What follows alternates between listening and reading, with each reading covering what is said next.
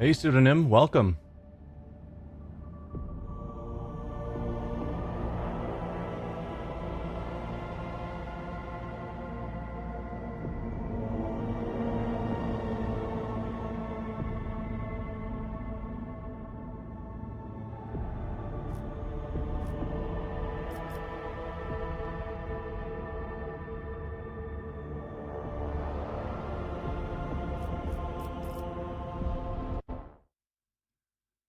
Multi-chat's not working. What did I mess up?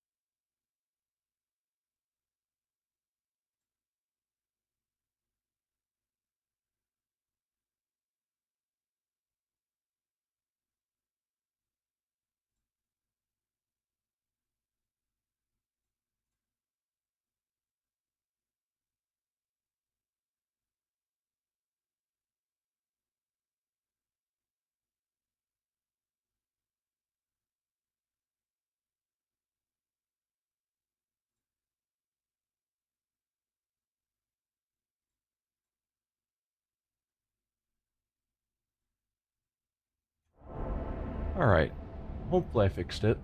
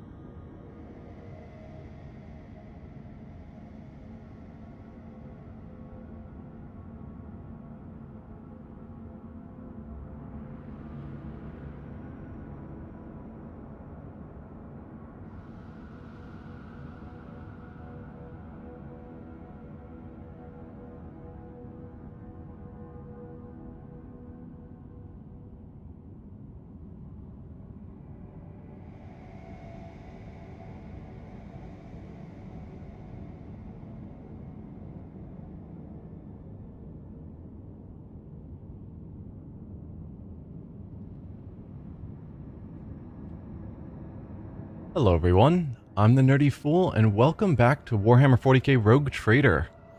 We've been slowly making our way...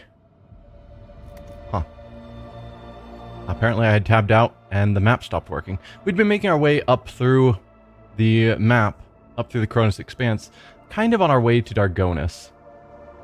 And I don't know if we're going to actually make it quite there this stream, though we might. But there's a couple more stars on the way I want to swing by. And yeah, I guess we'll see what they have in them, which will kind of determine how much we have before we get to Dargonus. But we're nearly to our, I guess, main capital system there. So let's go to this Mundus Nullius first. It's unsafe, but as I've said many times, I think unsafe is fine. The events that we've gotten don't seem to be terribly bad. In this case, no event at all.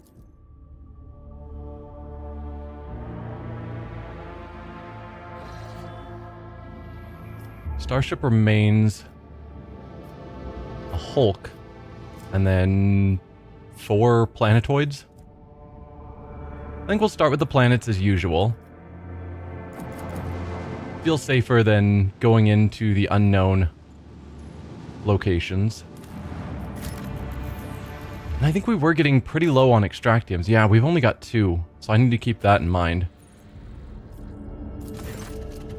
The crew's discovered a hidden valley littered with thousands of animal skeletons. Auger data suggests that some kind of sleeping gas vents here.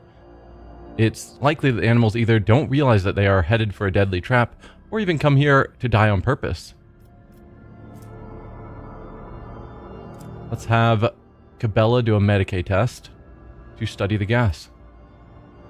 After a series of experiments, the ship's weaponsmiths managed to perfect a few different types of ammunition. So far it's not showing it, just that we gained experience. Okay, there we are. Gas cloud grenade. Creates toxic area which lasts for 4 rounds and deals 8 toxic damage to anyone who enters the area or starts their round inside it. I was hoping it would put enemies to sleep, not just do a limited amount of toxic damage. But that's fine. Then the next world.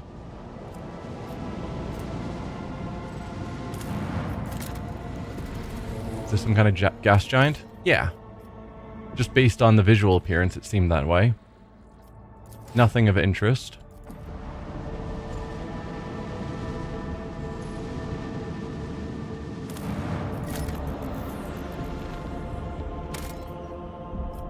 Ice world with some loot. Some medkits and stim. Yeah. Stim is something I should probably consider. There's got to be times where it would be good. Just the penalty to the following turn is rough. And I guess the bonus action points, it doesn't specify that you can use those even for attacks. So you probably can't. But for a circumstance like when I get a free turn where I can use every single one of my actions for a attack, then maybe it would make sense right there to use a stim so I get 4 more actions. I don't know.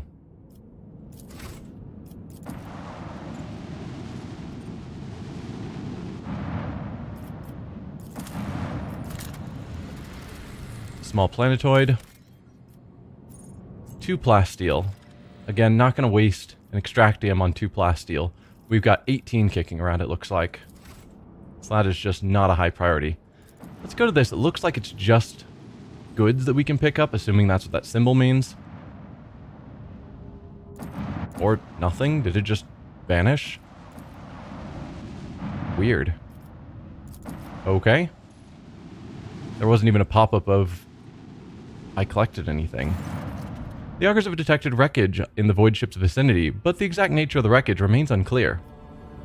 You can pick up several pieces of the wreckage, look for the source of the wreckage, or continue our voyage. Let's start by picking up several pieces.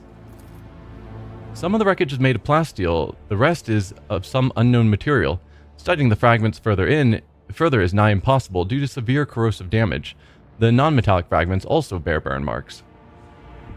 Well, plasteel is what the Imperium uses. If there's some unknown material, that's probably a xenos ship of some sort. Let's look for the source of the wreckage. The auger crew reports that it has registered no evidence of a disaster that could have produced such debris. Okay. Then I guess we are forced to just continue on with our voyage. Nothing left to see here. So this system is now done. And I'm wondering if it's just that we don't have good enough augers. Because we have a quest way down here. I think it was this one. Maybe this one. This one. Where it specifically said that our augers aren't good enough to figure out what's in the magnetic storm. And so we should come back when we have better augers. So I'm wondering if some of these that we aren't getting any useful information is just the same thing of we're getting here before we get the better augers, and so we're just kind of stuck. Oh, right. We need to chart new routes. Don't try and just jump straight there. There you go. Ooh, new systems. Nice. Well, first, let's go to Latoshin's Passage as an unsafe trip that again had no consequences.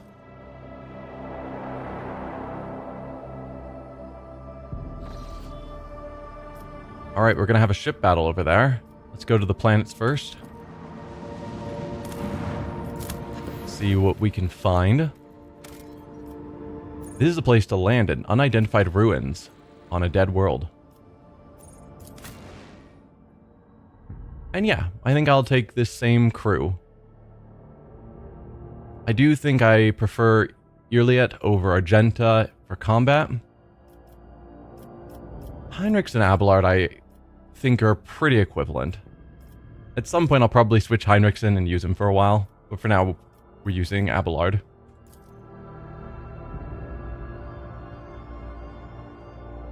Though when we are exploring unidentified unknown things, maybe having an Inquisitor, or a member of the Inquisition rather, an interrogator with us, might be smarter. When we're exploring things for the Von Valentius dynasty or our ship, maybe those are the missions we should bring Abelard. Just have them focus on their strengths.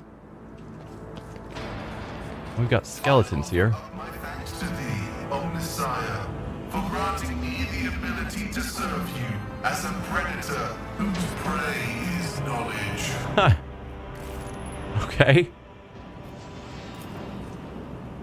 The ruins vaguely resemble the architecture of the Imperium, and yet there's some subtle difference to these structures. We could demolish this obstruction to get over here. It's definitely weird. Do we go over there, or do we go this way first? This might eventually loop back around to this room. I'll hold off on going there. We can check that out later.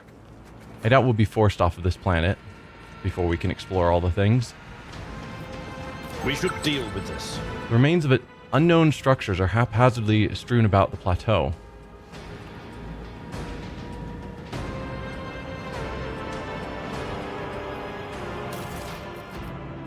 Cracked xeno chest. Yeah, so this is a xeno location, but their buildings look similar to the Imperium's.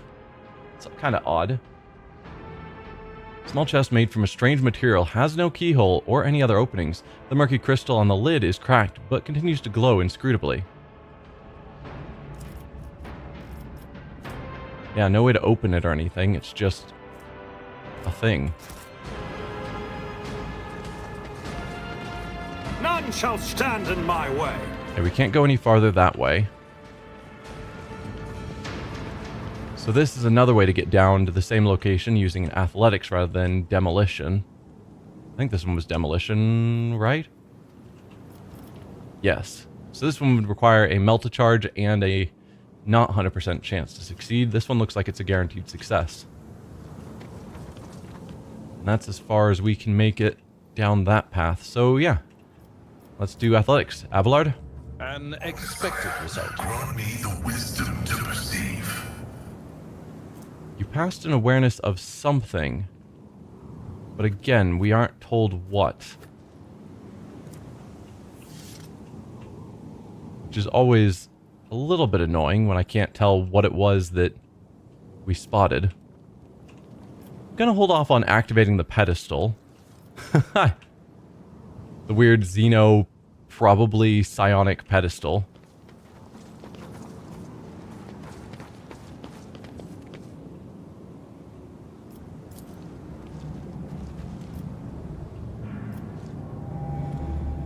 This human skeleton is curled up in an unnatural position, is inside a void suit with a hole burned right through it. What can you tell me about this? Someone has carved a strange pattern on the floor. As you look at the lines, a fog descends over your mind.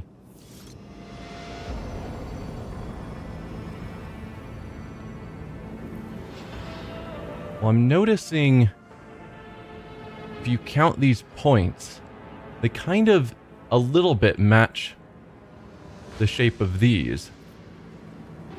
And I'm wondering if that's important. My Auspex has detected something. Ah, you detected some goods. Perfect.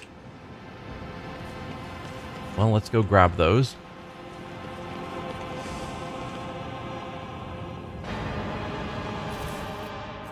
Cracked box.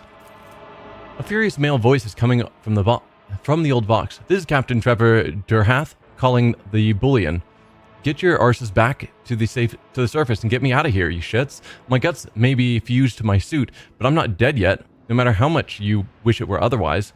A moment later, the raging tone gives way to strangled rasping. Hey, can any of you hear me? Respond. I'll pay double. Just don't leave me here, damn it. It was going so well. We even figured out how to open the first sphere, thanks to the pattern on the floor. Yeah, who knew there'd be so much trouble with the second one? I didn't. They didn't either, cowards.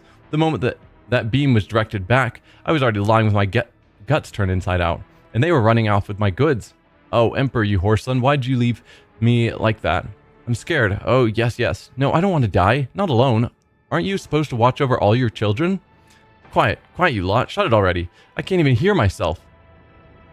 The recording is silent for a few moments. All you can hear is the sound of someone pounding the shell of a void suit with the recording device. I'm cold. I wonder if I'll die from lack of oxygen, or will my organs give out earlier? The damned god, the damned Imperium. In the end, you will all serve the true masters. The human speech gradually deteriorates into an indecipherable mixture of howling and clicking sounds. Well, that's weird.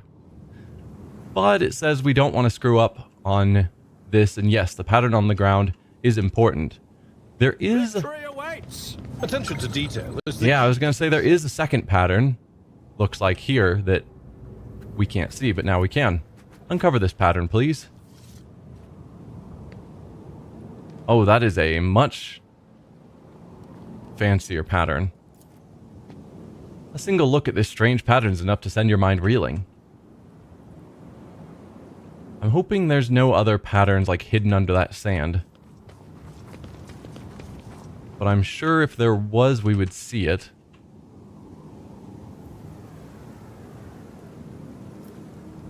Alright, quick save before we end up like that guy, and then we'll activate the pattern.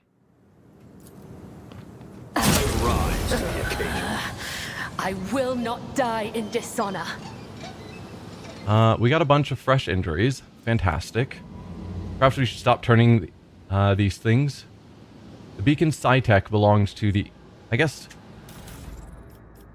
I should pause so then we can get our Medicaid people to heal us before we all get permanent injuries. Death is my duty. So you heal Ignatius. In you yet. Abelard, you heal, Back into the fray. I don't know, Cassia. Pascal, you don't actually have Medicaid, do you?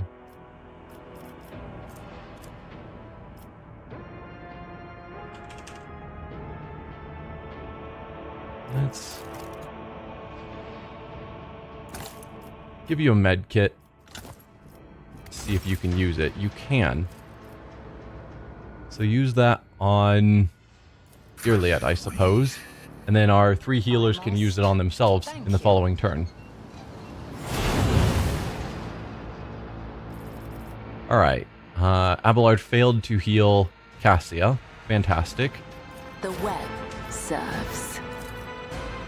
You heal yourself now, Abelard. Seneschal is always there for you. You heal yourself. Careful now. Ready for dating. Pascal, you heal yourself. My friend Garrix required it. And then Cabela, you And neither do the try healing Cassia as well. I can see bright colors again. There we go.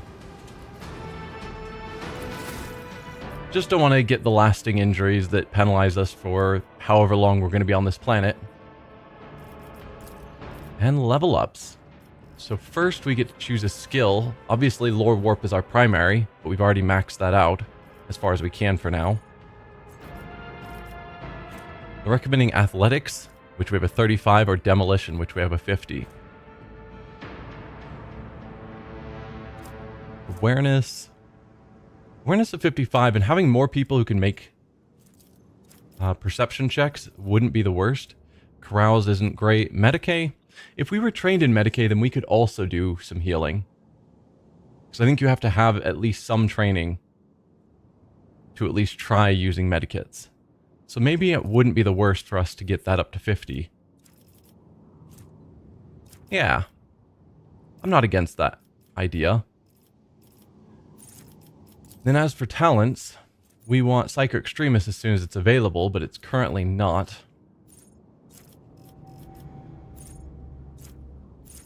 So then what would I want instead? Force weapons I don't care about.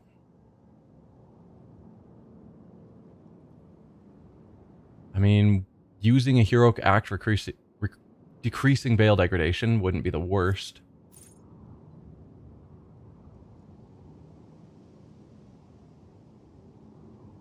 That one just seems completely worthless to me.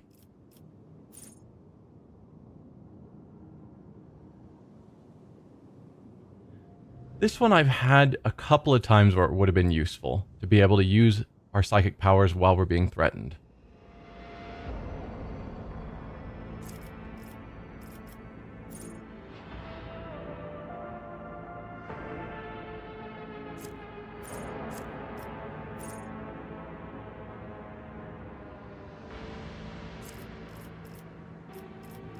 Yeah, we're going to go subtle manipulation. It'll rarely come into use, but when it does, I'll be glad I had it.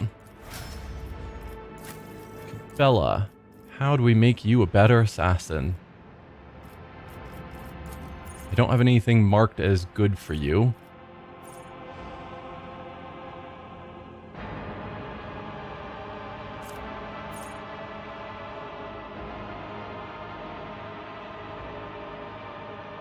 Yeah, it's just so hard to get blood blessed or blood stained on enemies. It's really weird. Because that should be what the Dance of Death, whatever her first archetype was, should be all about that. But just really not.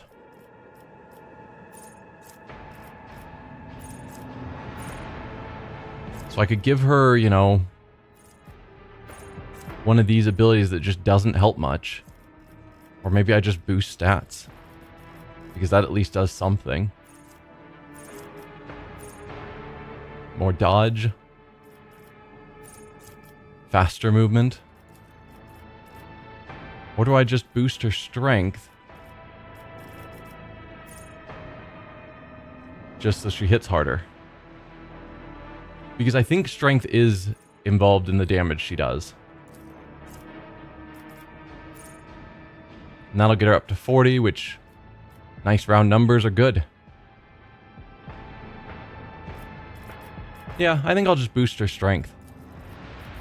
And then another talent.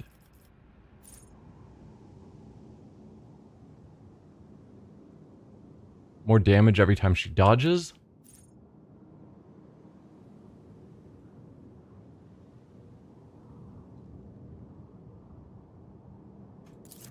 I like that. Enemies that move into range with her might become knocked prone or immobilized.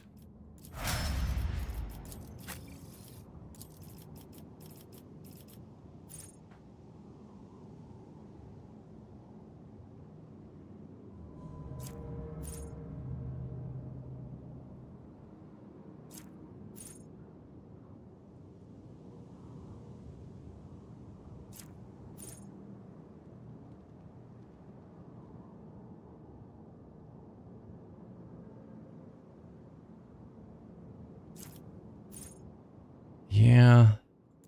None of these are great. They're not bad. They're not amazing. I just rarely have a ton of allies around my Vanguard. Even though it's like the Vanguard's whole shtick. So...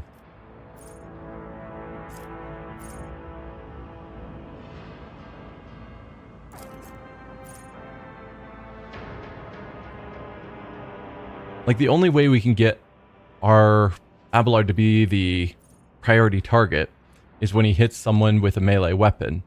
And so this requires someone who has him as a priority target, which means someone he's already hit with a melee weapon, then enters the cell adjacent to him. And it's like, how do I get... Like, I suppose I could attack and then charge away, and then they'd have to move into our square afterwards. But it's just a bit weird how to pull that off.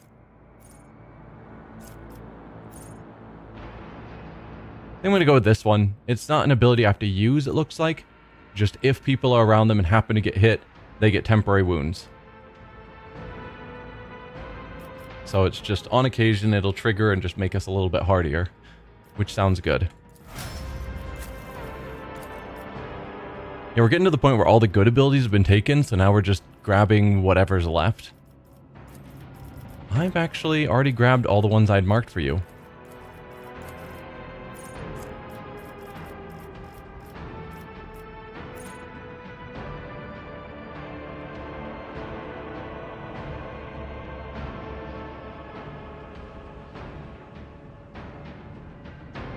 I mean, I don't know how much 20 perception matters, but getting an extra action point every other turn could be useful.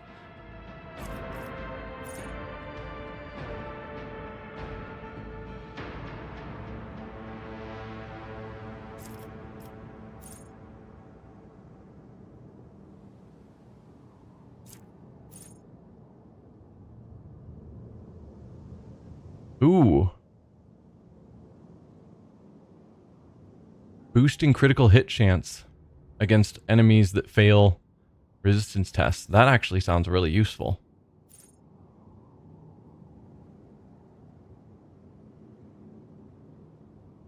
Until the end of combat, enemies damaged by the navigator suffer more damage from attacks of opportunity and cannot dodge them.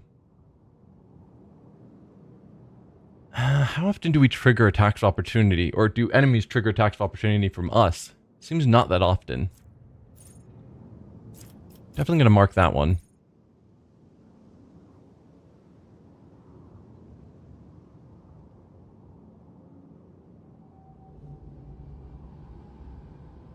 How often are enemies under the effects of our navigator powers? Usually it's like a one-time we hit them. No, I think there is a lasting effect to the third eye.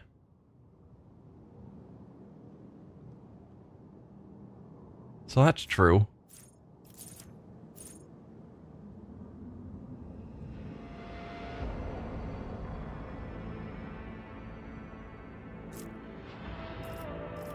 That one's not bad either, but I do think I want to go with this one, giving our allies more crit chance. Yeah. And then your characteristics, we can't choose willpower or fellowship, which is a shame. Perception's your next best stat. Those are kind of the only three I've been working on, so I guess we'll choose perception. They're recommending intelligence, but I think not. Pascal, what about you?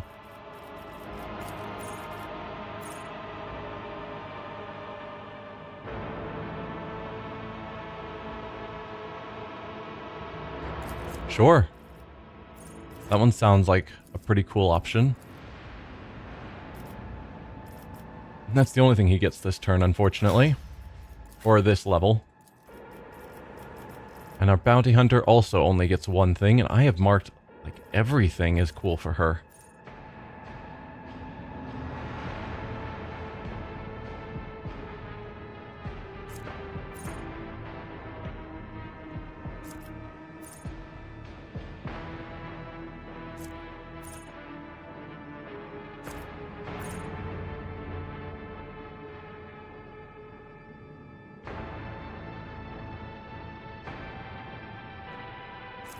I mean, that one's cool.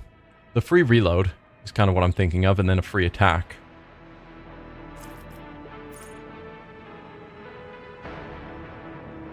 This applies to any prey, though, not just the high-level prey. And all enemies around them get penalties to their agility.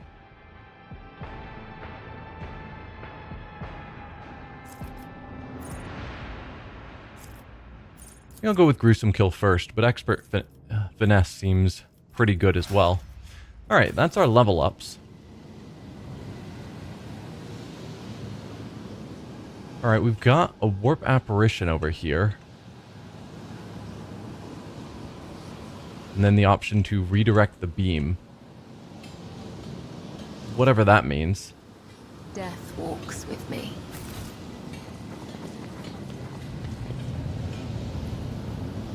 No, please, not me, no! I do not like any of this.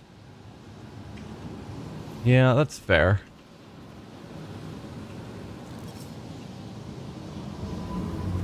Alright, another quick save before we get ourselves killed from damage. Let's try redirecting the energy beam.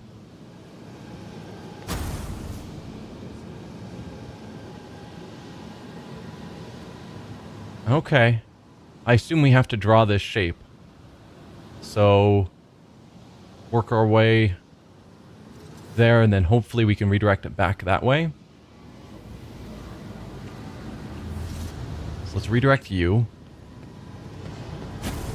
Good. Redirect you.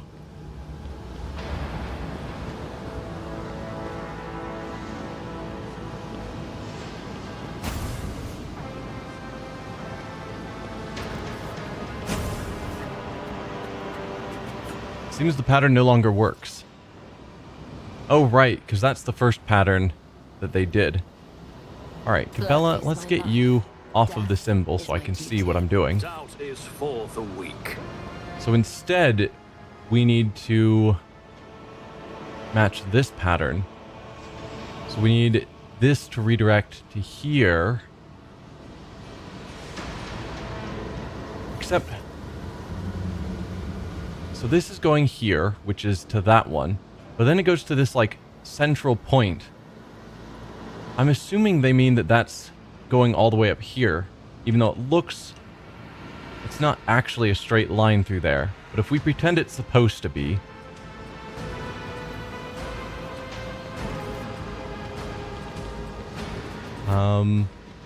We can't click on any of these? Okay, redirect the beam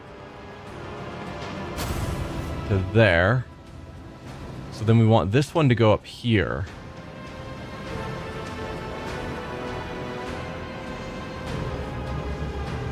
Then this one all the way across to here.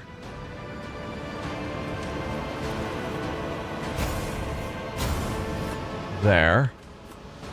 Then down to that corner.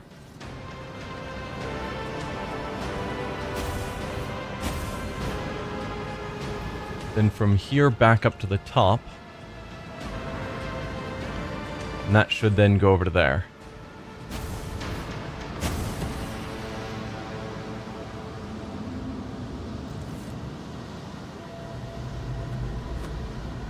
Open the chest. Ancient Force Sword. Whenever the wielder suffers energy, fire, power, or warp damage, this sword absorbs a part of that damage, reducing it by 3%. 3% is so tiny. Oh, psi rating. Okay. The wielder gains plus 3% armor, also based on psi rating, and armor penetration to their next attack, which stacks. All of this stacks? So every time they suffer any of this type of damage, they reduce it by a stacking 3%. No, probably they reduce each damage source by 3% individually, but then we get a stacking bonus to armor penetration. But it only applies to a single attack, so I guess if in a single turn you take a whole bunch of damage, you can get this armor penetration up to, 3, 6, 9, somewhere in that range. Sword deals an additional 3 damage, that's nice. Probably also psi rating, it is. I'd have to see how that compares to the Force Sword that Heinrichs is using. But it could be good. Maybe. That appears to be it for this area.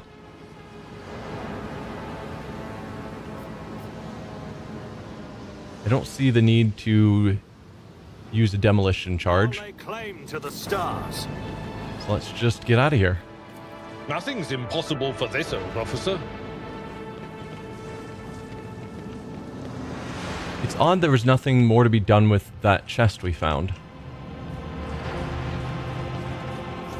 Just make sure I didn't miss anything. It looks like I didn't. So let's head out.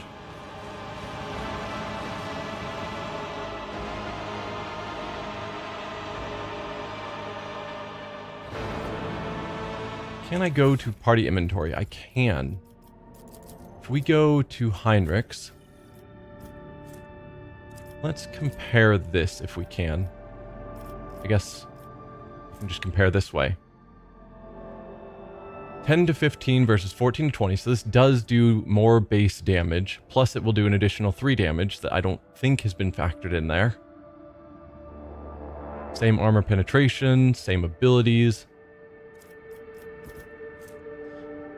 Enemies adjacent to the wielder have their toughness reduced by 3. The wielder gains +3 toughness for each adjacent enemy. And does 3 more damage. Okay, so they both are doing the extra 3 damage.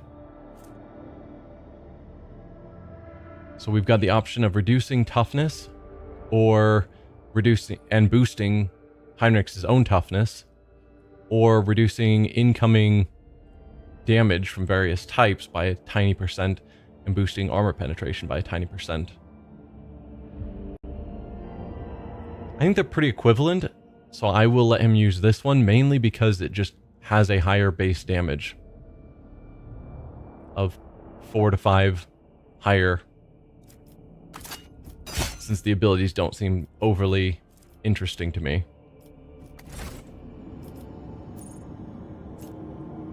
Moving on to the next unknown world.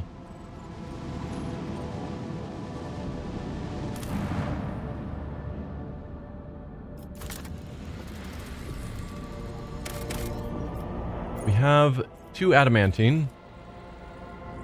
I think we already have some. Yeah, we have 7. I still don't think 2 is a high enough number for me to use one of my last 2 extractiums. What's at this event? This lone mountain chain is composed entirely of a mineral with shiny mirror-like surface. The mineral itself has no particular value for production, but its properties make this place incredibly beautiful. The sky is brilliantly reflected in the many surfaces of the plateaus, oddly shaped rocks and stone arches, and columns. The view is especially stunning on clear starry nights, or when the aurora trails dance in the sky. The enraptured crew have asked the Lord Captain's permission to visit this remarkable place. We can either grant shore leave or deny shore leave. There's no time for such frivolous and potentially dangerous activities. It's probably dangerous, but I'm not opposed to giving them shore leave, but I will be ready to help out if something dangerous happens. The shore leave passed without incident, and the ship's officers talked about it for weeks afterwards. The place made a particular impression on Lady Hidari, and she could be heard saying over and over, "This would make a fine spot for a palace, and pity you can't bring highborns here on tours." Sure. Lastly, let's check out these unknown ships. Prepare for battle.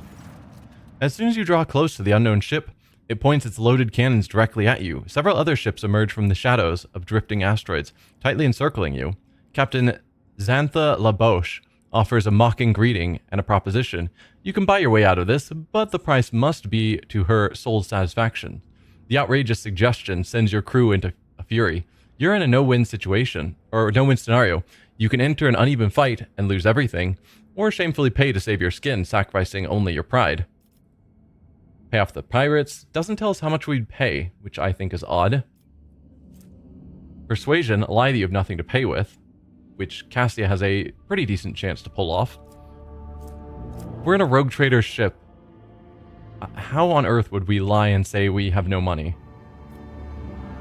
Coercion, even better chances. Inform the pirates that daring to threaten a rogue trader will not go unpunished. Attack the nameless ship first and gain the upper hand.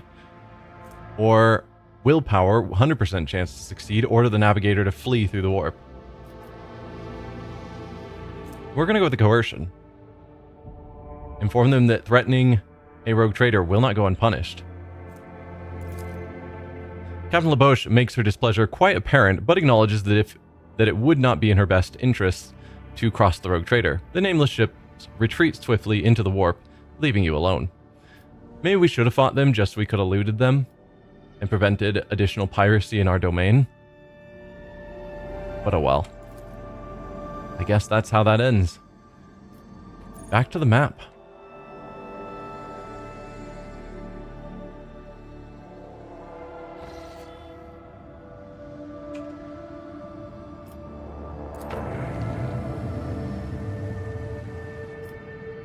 And I guess we are ready now to go to the Dargonus system.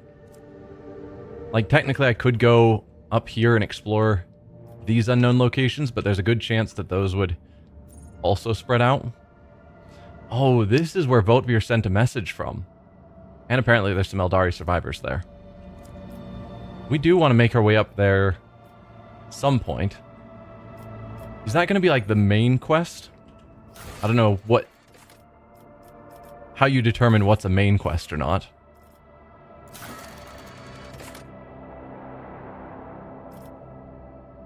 Is that Odenathus 11? Yeah, okay. So that's this quest that we've got up here at the very top. This is our DLC quest to follow the Matriarch Spider. I should do that at some point. I keep not doing it.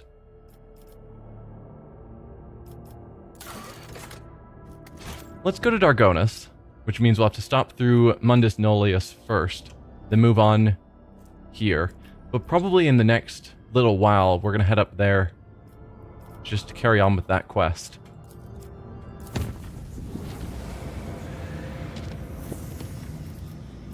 Then we'll move on to Dargonus, but we'll make it unsafe.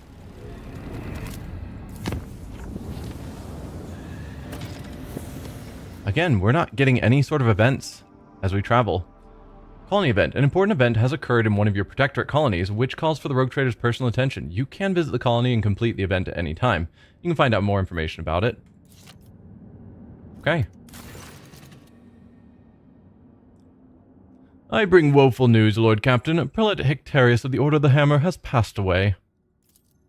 Immediately after the launch of the orbital Voxspire, he entered the halls of recording, and having sat on the command throne, was granted a vision. For over 3 days, Prelate Hectarius preached about Saint Cognatius being reincarnated in a body made from the saint's own holy relics. This spiritual feat depleted Prelate Hectarius' strength, and he peacefully departed for the Emperor's throne shortly after the sermon's conclusion. The Order's elders believe this to be a sign that Saint Cognatius' relics, currently stored on planets throughout the Expanse, must be brought together. The Order is preparing for the election of a new prelate, under whose guise it will undertake this holy mission.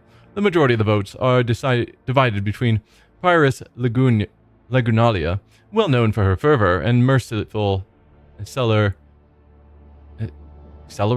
Tychon. The minority of the Order seek the Oikonomos Nigmus, a humble and reasonable man, as their prelate. Does the death not strike you as odd? How does the Order intend to carry out Saint Cognatius' mission? I wish to know more about the candidates. Yes. Will my companions say we'll support either Lagunalia or Brother Tychon? Or I need an obedient prelate, one such as Brother Nigmus, which requires... No, it will gain us profit factor because we'll have an influential servant. Because Brother Nigmus will be indebted to us. Does his death not strike you as odd? I'm afraid it does not. The esteemed Hectarius, that is a strange word, began his service as a battle missionary and has long grown weary of the peaceful life befitting a man of his status.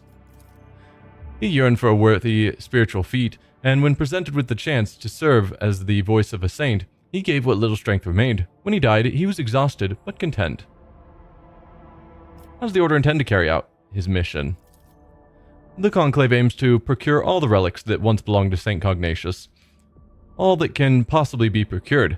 Given that the Saint is a legendary figure, many items in the Koronus Expanse have an alleged connection to him. However, it seems unlikely that any of the relic's owners will be eager to part with them. The answer to the question of how the Order of the Hammer is going to retrieve them depends on the identity of its next prelate. And I wish to know more about the candidates. Pyrrhus Lugnalia was converted by Hectarchius on one of the heathen worlds. She then served as his bodyguard for many years and eventually became the protector of the Order's reliquary and the leader of its military branch. As for Brother Tychon, he is an aristocrat by birth. He had an excellent education and could have lived in luxury had he not renounced secular life for the sake of his ascetic vows. He is intelligent, thoughtful, well-read, and most importantly, genuinely merciful. Few things can be said about the Oikonomos Nigmus. He has never been famous for his prowess in battle or his sermons, but the monastery has never wanted for anything on his watch. He is a most reasonable and unobtrusive individual. What will my companions say? I have sympathy for Prioress Lugnalia. Let her meet with Reverend Hieronymus on footfall. Should he accept her as a worthy leader, we ought to support her. A careful and sensible Oikonomos sounds like a safer bet to me than a fanatic or a clever aristocrat. The voices say that he has a few paltry secrets, and knowledge of those secrets guarantees us his loyalty. Brother Tychon, he and I have met back when he was called Tychon Drivestem. He wasn't a monk back then, he was a grandson and heir to Urband, governor of Dargonus, an honorable young man with a spark in his eyes. His ascension would mean much for the Drivestems. So 3 companions give their opinion, and they're each pushing for someone different. Let Lugnalia meet with Hieronymus Doloroso. If he approves of her candidature, we will support her, which would give us a bunch of relationship with the Drusians. Abelard seated at the house Drivestem thanks us for the assistance we provided to their kin.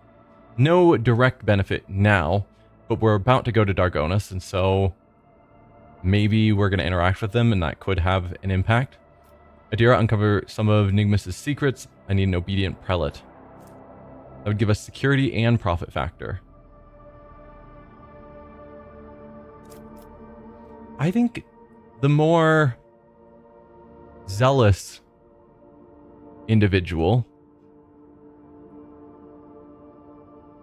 Lugnalia, makes sense. And if she meets with the Reverend Hieronymus Doloroso, and he's cool with her, that does seem good to me. And the additional relationship points with the Drusians will also be of value. So I'm going to throw my weight behind Lugnalia. Let Lugnalia meet with Hieronymus Doloroso. If he approves of her candidature, we will support her. His Holiness will see the truth. Reverend Hieronymus arrived on Foulstone and met with the prioress. After a confession and a philosophical discussion in private, he acknowledged Lugnalia as being worthy of a high ecclesiastical station and guaranteed her the support of the cult of St. Drusus. Prioress Lugnalia has been chosen as the prelate of the Order of the Hammer. A faithful militia is taking up arms to stake their claim to St. Cognatius' relics. The neighboring worlds look upon Foulstone with worry and fear, just as they do upon its patron, the rogue trader. Yeah, so she's probably going to be a bit more militant in her efforts to get back the relics. Oh, there is a pirate raid. Lord Captain's presence will be required.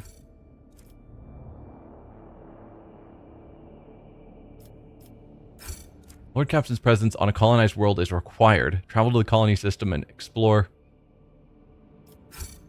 what is happening on the planet. So we're going to have to, at some point, travel back to Foulstone to deal with a pirate raid. In the meantime, there are no things we can order to have made here. We need even more reputation with the Drusians for that one, more reputation with the explorers, and more reputation with the Drusians.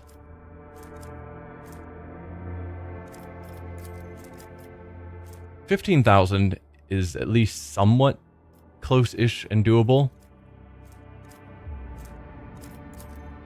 22,000 is crazy.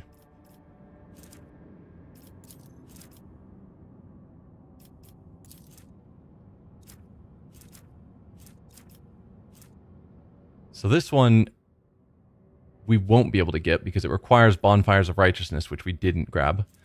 I guess maybe we shouldn't have gone with that one because we already chose not to go with the crusade option,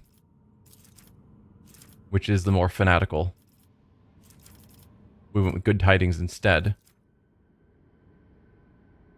which is just the astropathic preaching. I don't know. Anything going on at Janus? No. We've already built everything we can for now. We just need more reputations. Alright.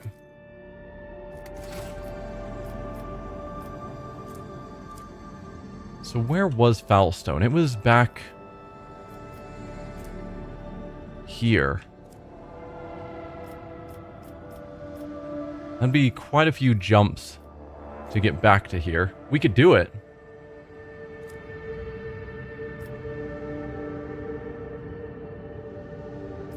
And if I did come back here, I'd probably want to just go to the Imperium because I've been curious about that. But I think for now, let's check out here while we're there. See what's going on in Dargonus. I just don't know how soon we're going to be required. If there's a time limit on that.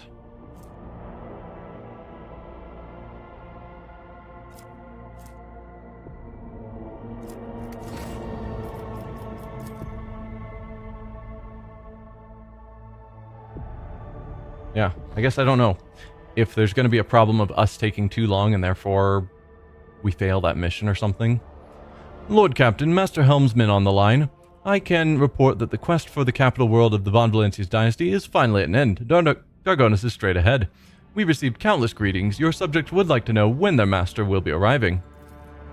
The merchant captains, taking refuge in the orbital docks of Dargonus, race to send you priceless welcoming gifts, hoping to buy your favor and make an impression on the rogue trader.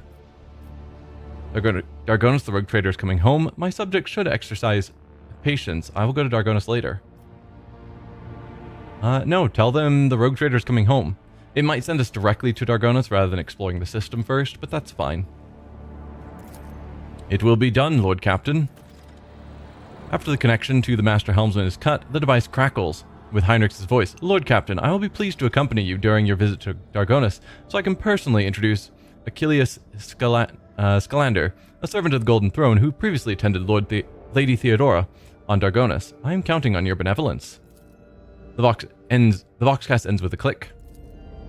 Okay, and it's not actually forcing us to go to Dargonus first. We also need to bring Jai to Dargonus because we need to get a not a warrant of trade.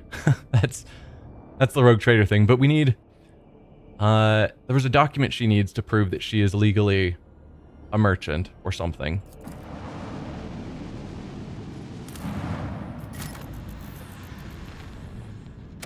Yeah, it's funny that we still need to scan like the worlds in our capital planet system, whatever, our capital system, because it's like, surely these should be in our ship systems. Like the fact that we don't even know their name, tithe grade, etc. until we scan them. Fort Phlogiston is getting close. I think 5 is about where I want to use my extractiums. If I had, 6 on board, I might be willing to use it for 4. But I think I'll hold off. Particularly we have 6 of this available already. If I need more, we can come back here.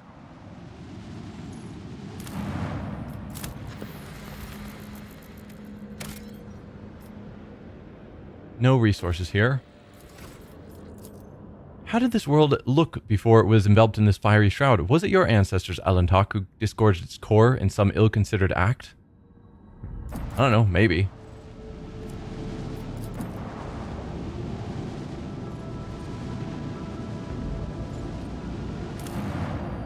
possibly crack open the world to get its resources. Gas giant, no resources. Let's go to the Mechanicus ship before we actually go down to Dargonus. They might just send us away because a lot of Mechanicus places have. Lord Captain, a transport shuttle bearing the markings of the Adeptus Mechanicus is approaching the ship. Magos Tarzus' delegation intends to board our ship and gain an audience with your lordship. This is exactly how they phrased it. He intends, not humbly requests. Many of my tech comrades neglect diplomacy when interacting with the laity. It is regrettable. What do they want? Tell them to get lost and learn some manners. Punish them for their disrespect by letting them dock at the farthest and most dilapidated airlock so that it takes them an eternity to traverse the ship. Or receive the delegation. They may indeed be here on important business. What do they want? The honorable servants of the Omnissiah have ignored our request. Such arrogance is hardly trivial. It rather appears to be part of their intimidation tactics. So they are demanding an audience, not asking, and when we ask what they want, they're ignoring it. Which seems to be an intimidation tactic. Pascal was saying that they're just neglecting diplomacy. Not that it's an intentional act against us. Our Voxmaster is implying it's more... seems more intentional. I'm not going to tell them to get lost. Question is, do I punish them by making them dock forever far away? Or do I just receive them?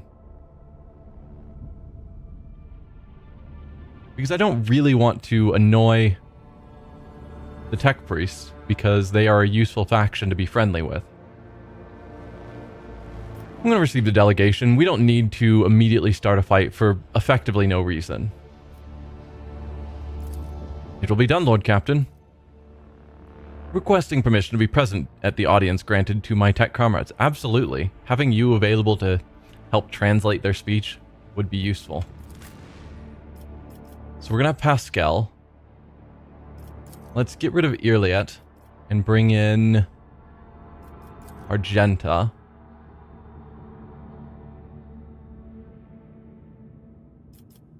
And we'll leave Abelard rather than Heinrichs.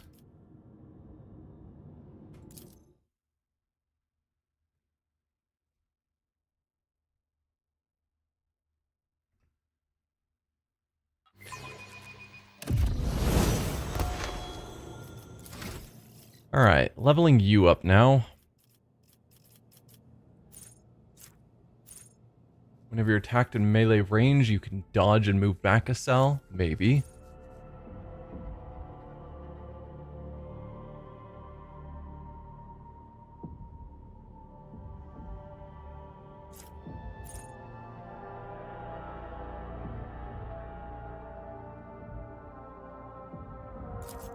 More damage whenever prey deals damage to an ally, I think seems reasonable.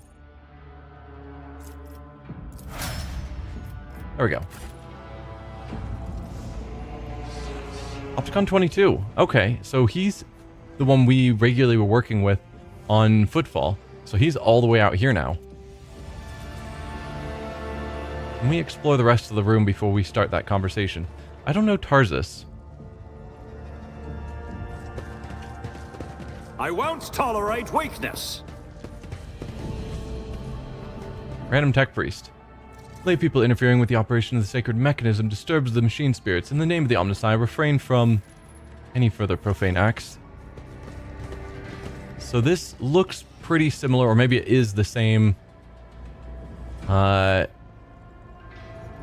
of Relics that we saw like at the very beginning of the game when we were making our way to talk to Theodora. Yeah, where they were building a spot for a battle tank. So it looks like they've finished that.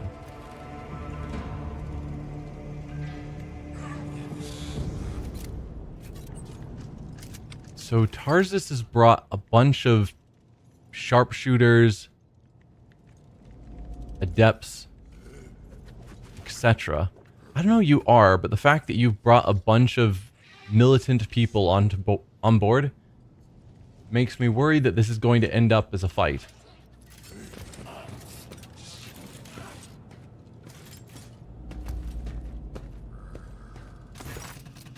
A group dressed in the crimson of the priesthood of Mars walks towards you. Their gaze are fixed on Pascal. You note the group is not monolithic. Some of its members are more heavily armed and follow a large tech priest clad in battle armor. Others keep a respectful distance and cast inquiring looks at their own leader, whose hunched posture belies his tall frame. Despite the hood hiding his face, you recognize him as Opticon 22, whom you encountered on Footfall. The enormous tech priest points his hand at Pascal and lets out a booming roar, not unlike a factory alarm. It makes your very bones vibrate. Herald servo skulls marked with the emblem of the cog follow in its wake. They blare shrilly. Thou shalt not suffer a heretic in thy forge, for rust begets rust. Pascal Hahnemann, in the name of the Adeptus Mechanicus, you are under arrest.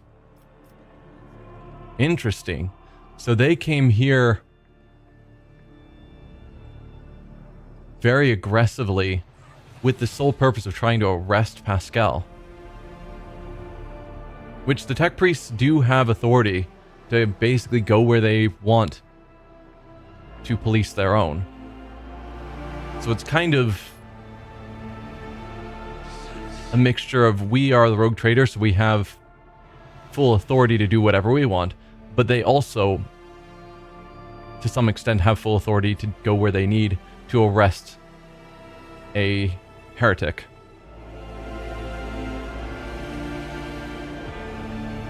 Very interesting. I wonder what they're going to accuse him of. A hunched servant of the Omnisci turns to you. Diplomacy mode engaged. Announcement. The Adeptus Mechanicus offer their apologies for, would like to inform you of the necessity of conducting an operation to detain, arrest, terminate a faulty unit on the rogue trader's territory. I mean, we know who Opticon 22 is. Let Pascal do his tech use to study the priests of Mars. Reasonable. Glory to the Adeptus Mechanicus, I'm ready to cooperate.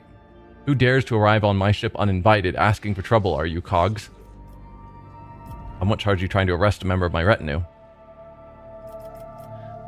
Even though we know who Opticon 22 is, I'm going to go down through the options. Who are you? Although we do also hopefully get an answer from Tarsus.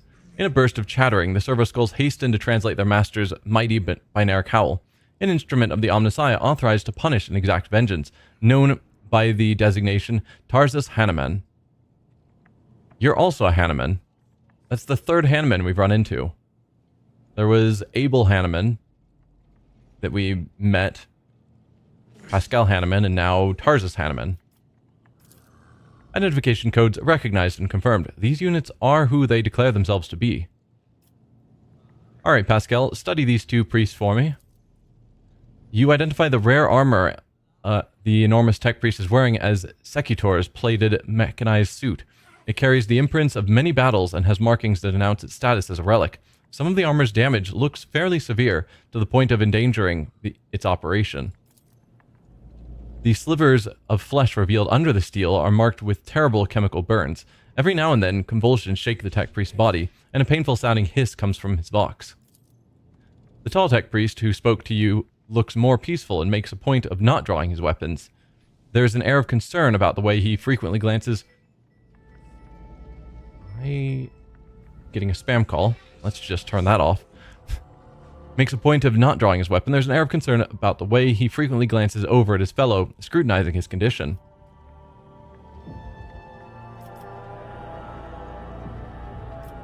I'm ready to cooperate, but I also want to know what the charges are. Hopefully we can ask both. I'm not going to insult them. Glory to the Adeptus Mechanicus. I am ready to cooperate. Willingness to cooperate recorded. Mandate expanded. I request the right to conduct non-interference in the operation to detain, arrest, terminate the unit falsely identifying itself as Pascal Hahnemann. Falsely identifying itself? You're saying that Pascal Hahnemann, who's been with me for ages at this point, isn't actually the real Pascal Hanneman?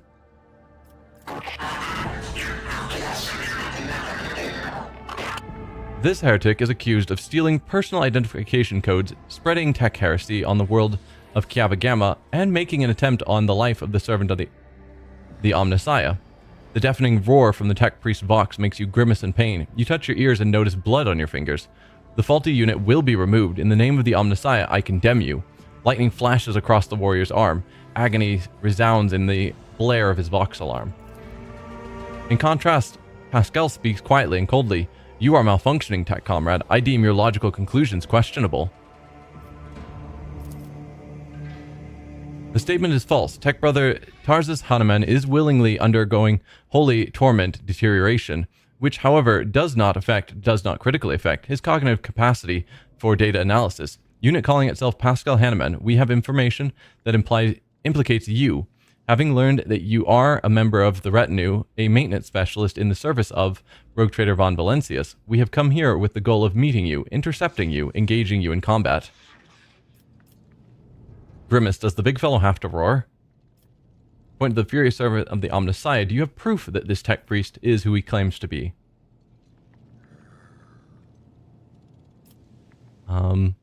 Wait a minute. What is happening on Kiava Gamma? That planet belongs to me. Wait, did you say this, Pascal? I'm not handing Pascal over to you unless I see evidence. Let us get to the bottom of this matter together. Get off my ship now, and if you ever try to arrest anyone in my domain again, you will regret it. Or Pascal, I think you should go with these people. I will just start by saying, does he have to roar? Because apparently it's gotten to the point where my ears are actually bleeding. So hopefully he can tone it down a touch. Negative. Upon completing his sanctification procedure, Tech Brother Tarzus modified his engrammatic augmetics algorithms in order never to desecrate, solely tarnish his mouth vox cognitive process with flesh speak.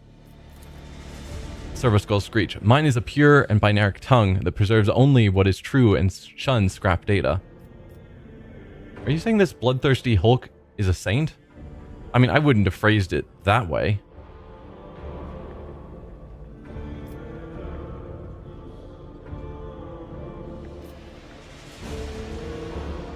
But yes, are you saying that he's a saint? This statement is true. Brother Tarzus has the honor of wearing authorization to wear the sacred battle harness that belonged to Magos militant Ospector Gracchus, one of the first champions of the faith holy scouts to join the cause of conquering the Koronus Expanse. After his death, the termination of his vital functions, at the hands of xenos, his damaged Goliath-class armor was preserved and given the status of a relic. The Adeptus Mechanicus regards this act as voluntary martyrdom, self-destruction for the glory of the Deus Mechanicus. This battle harness is classified as Cogni armor. The machine spirit living in it is strong and wise, but it took major damage in the course of Magos Gracchus's last battle. Besides sacred litanies and imperatives of service to the Omnissiah, the armor broadcasts a continuous signal of suffering and agony into Tech Brother Tarzus' mind.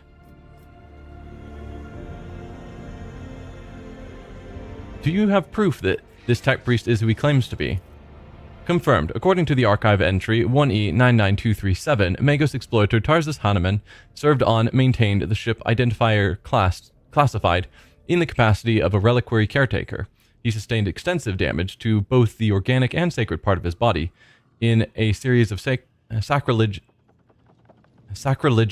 breaches of the right of operation and assassination attempt. Owing to the statistically fortunate coincidence, by the Omnissiah's grace, enough of his operational capacity was preserved for him to don a Goliath model sacred battle harness, which would preserve his vital functions functionality. Archive entry personally data sealed by the captain of the identifier classified. The sounds from the tech priest box is like the moan of a bending steel beam. The Servo Skull declares, "For vengeance I thirst as I tread the path of vengeance, following a blasphemous miscreant's bloody tracks." Analysis of the security system showed that the assassins heretics infiltrated the reliquary using Tech Brother Tarzus' unique identification code.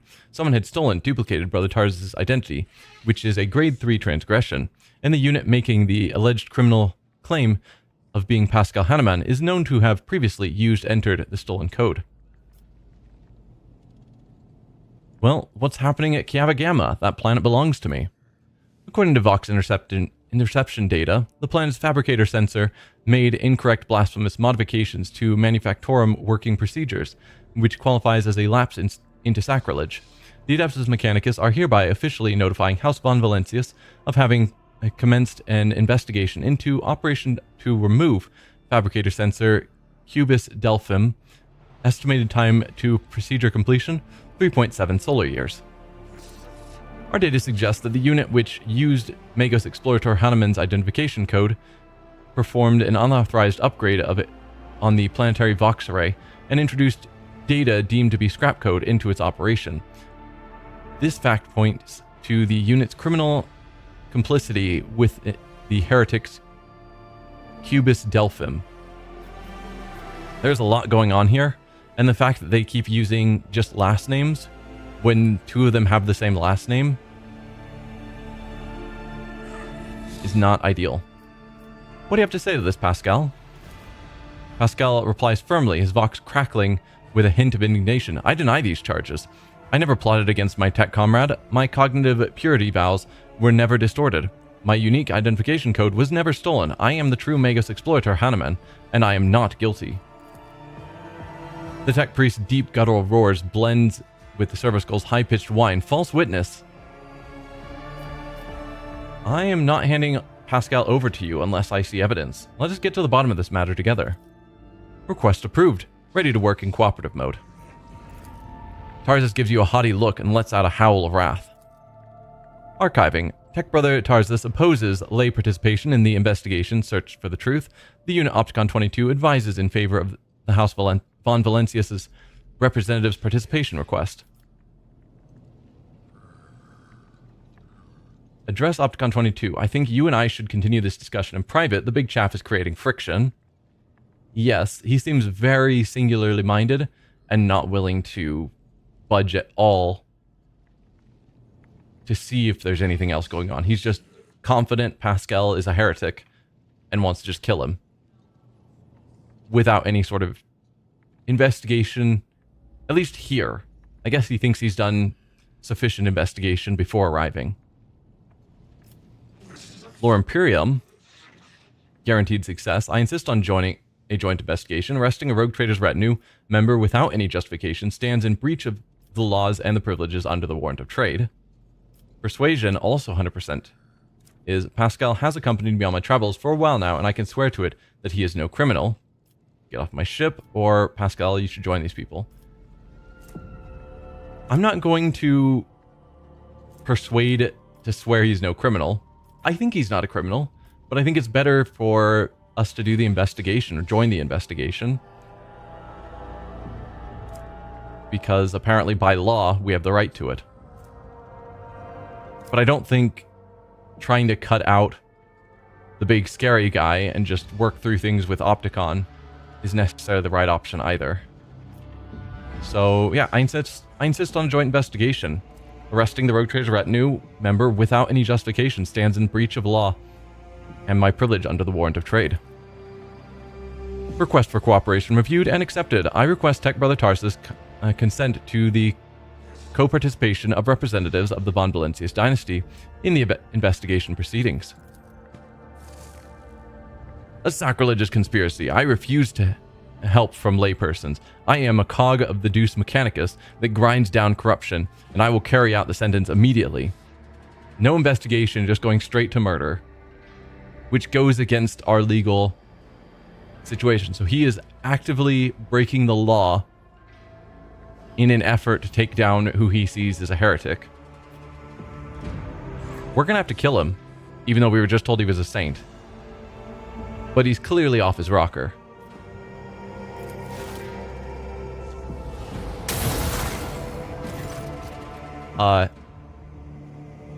Oh, he's doing that weird thing he did before where he broke machinery just by pointing at it. That's what he did when we first met him. When he, like, blew up a tank or something. I think maybe it was, like, a crane. Pascal freezes, but green sparks light up his visor. He extends a hand towards Tarsus and replies in a clanging voice, "Let the cycle be discontinued." You realize Pascal's words are coming from both his own Vox and Tarsus's. Then every sensor on the executioner's battle harness lights up at once, blindingly, and the wounded armored Leviathan lets out a deafening roar of pain. I mean, I could definitely see how they would consider that action heretical. Just pointing at a holy relic armor and saying a phrase that causes it to explode and all of its sensors go crazy. Like, that's probably not an ability that's supposed to exist. Attention, priority notification. Services under the Kappa thread supply line are unauthorized to confront the rogue trader. Command, retreat and reinitiate negotiations.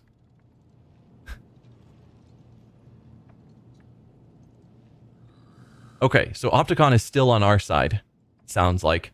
He's getting ready to attack, and he's saying, no, we are unauthorized to confront the rogue trader. You have to pull back. Heretic Pascal, I will wreak punishment upon you in the name of the Deus Mechanicus. I didn't see the other line. Submit, and you'll die quickly. Let's see if we can see it still. Yeah. Retreat and reinitiate negotiations. Direct punishment. Estimated probability of conflict inevitable. Initiating retreat, confrontation avoidance, redeployment protocol. So Opticon is taking his people and just running. Because he realizes there's no chance this is going to avoid combat. And yeah, it looks like they're completely gone. Alright, Tarsus. You're a level 4 enemy. 288 health, decent amount of deflection and armor. Anything super crazy? You've got an omniscient axe. Embrace the machine, reject the flesh 4. At the end of each turn, this creature suffers 10 direct damage, but gains a stacking +5 damage bonus. Also, at the end of its turn, this creature makes 1 attack against everyone within melee range. Okay. So at the end of its turn, everyone within melee gets an extra attack on them. This creature doesn't have its own resolve and has no influence on momentum. Weird. A couple of basic servitors. Just level 2 enemies. Skitaris has a sword. Whenever it's hit in melee, it immediately counterattacks. Bit scary, that. Sharpshooter.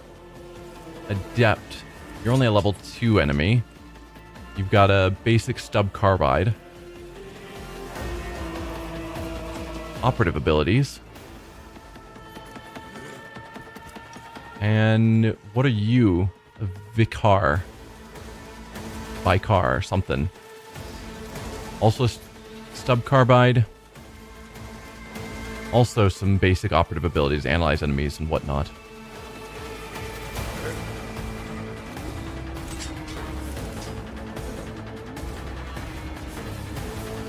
Yeah, I think obviously Tarsus is the scariest. I'm unsure about the servitors. This guitar seems also a bit scary.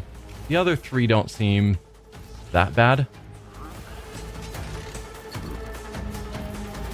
Alright, let's get our ranged people hiding out in the back, as usual.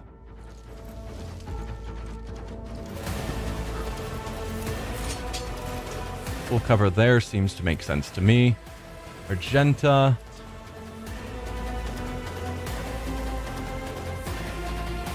Actually, if we put Cassia here and Argenta here, Cassia might, once I move these guys out of the way, Cassia might be able to just do a third eye shot at all of them.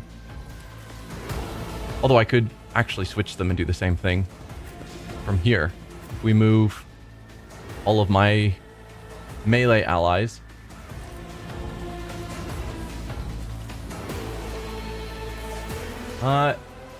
Yeah, we're having a confrontation with another Hanneman.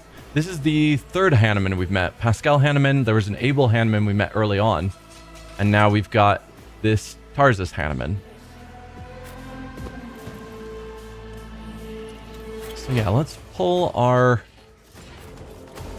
allies back a bit. I mean, we could just move Hanneman into the middle of things. Or not, Pascal. Did you get Abel along with you? No, Abel died in that time, I believe. Although I've read later on that apparently he's supposed to join you. So I'm wondering if maybe... Like, that he's supposed to join you, but there was a glitch that...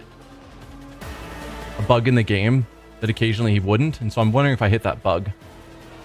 But I don't know for sure if anything went wrong with how that played out. But we didn't get him.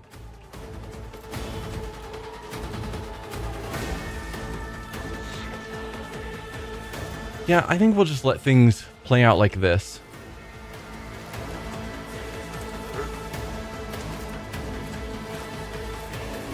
Start the battle.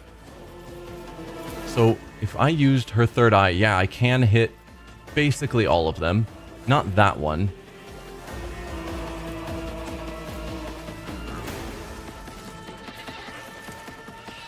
Yeah. No spoilers. But yeah, I think there was a bug that I might have hit, but it's been fixed at this point. But my game just is in the bug state. And that's fine. So let's first do front line of like here. Isn't this a job for the serfs? Then boost crits on you probably.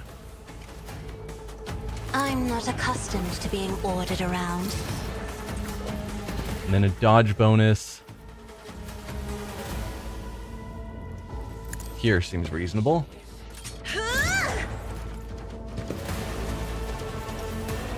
Then we'll do my usual bring it down on Ignatius, but we can't because he's too far away. I am a navigator, not a servitor.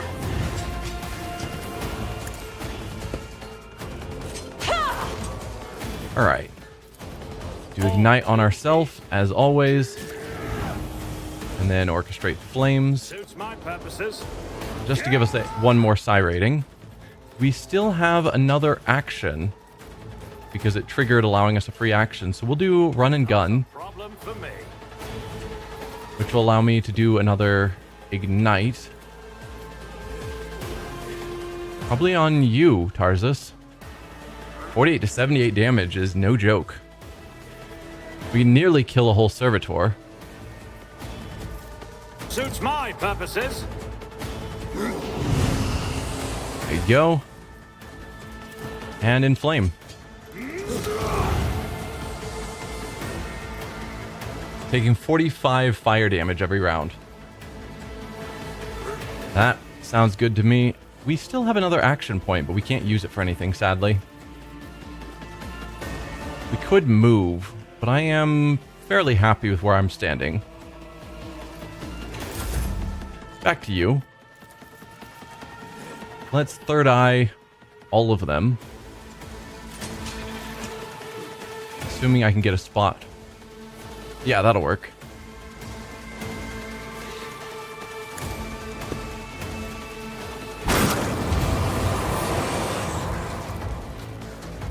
Yeah, my psyker abilities are pretty powerful at this point.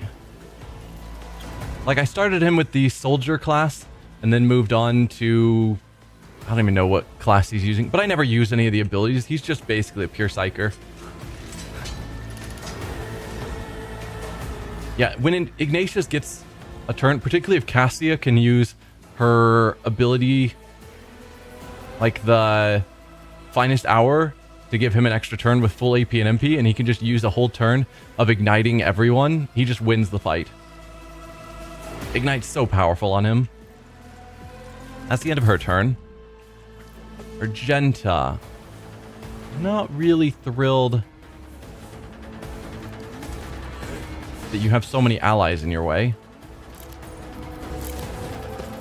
So I don't want to accidentally shoot one of my companions. Well, let's mark you as prey. Without deeds is worthless. Grenade? We could grenade. It's not a terrible option. I probably should have prepped more grenades, like the crack grenade or frag grenade, because force grenades mainly just knock enemies away. I could light a bunch on fire. That wouldn't be the worst call. Although, no, we could go here. Then we wouldn't actually hit Bella.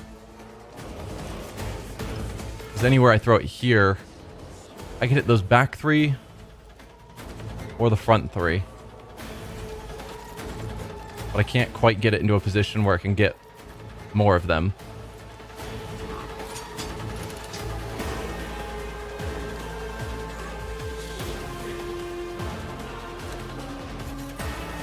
Or do I just take the shot?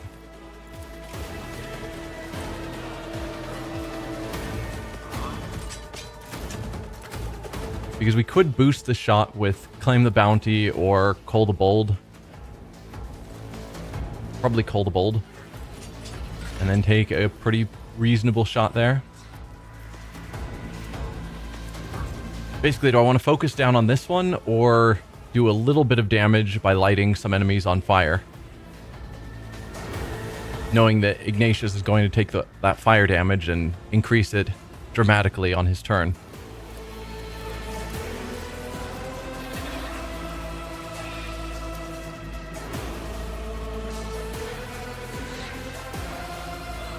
We'll just start with the grenade, see how it works, or how well it works. I don't use grenades very often. So they are taking a good amount of burning.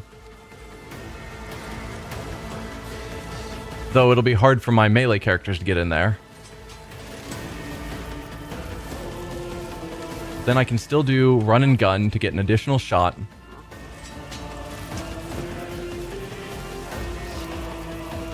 And I can add one of these. Claim the Bounty is a free single attack. But it's not going to kill the target. So let's go with Cull the Bold, which will increase the damage. As the Emperor commands, I act. And you can make a single shot here. 36 to 45. This doesn't increase it at all, does it? No. We have a free AP as well because of run and gun. So yeah, this costs 0 AP, so I could also do Claim the Bounty. We can do that after the shot. There you go. Solid.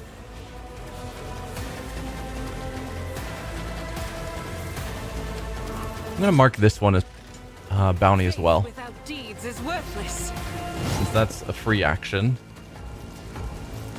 Then claim the bounty on you or you. We're not going to kill either of you. We'll go here, As the just for a Emperor bit more commands, damage. I act. And then Furious Recital. I'll do it.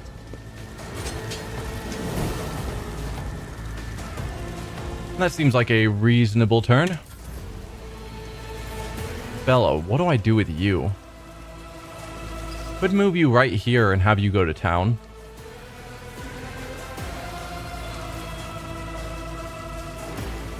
And I think I shall. I am your blade. Yeah, you're on fire a little bit. It's fine. Trust me.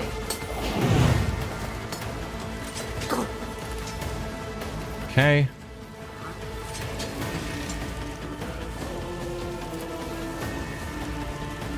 Hit all of them is probably a reasonable choice. Final web.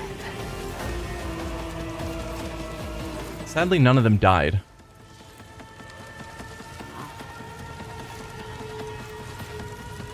We make him hemorrhage. This could kill.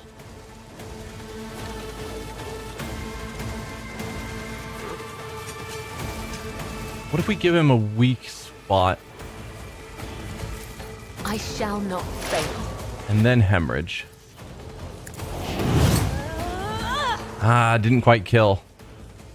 Where are you at? 1 health? No, 11 health. This does 12.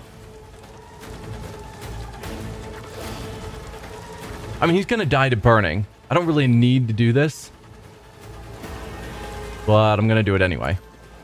Death is a blessing. Alright. So the main enemy is dead. Then could I get you into some sort of cover?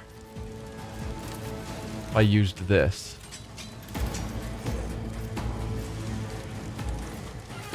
Maybe. So I think we can move twice with it. So if I told you to go down this way. As honor ordains. Then you can take some cover here. That seems like a reasonable choice. 14 damage per turn due to fire is kind of bad.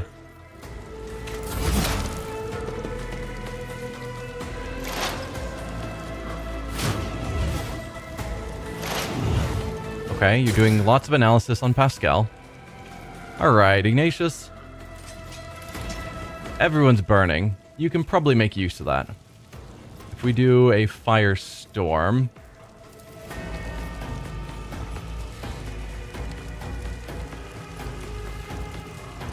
hits a good amount of people. It's not showing that it's hitting those guys, even though they're within the range, probably because it's blocked by that. So yeah, they're just slightly too scattered apart for Firestorm to work. That is a shame. Well, if I did something like this... okay, that can take out 2 of them.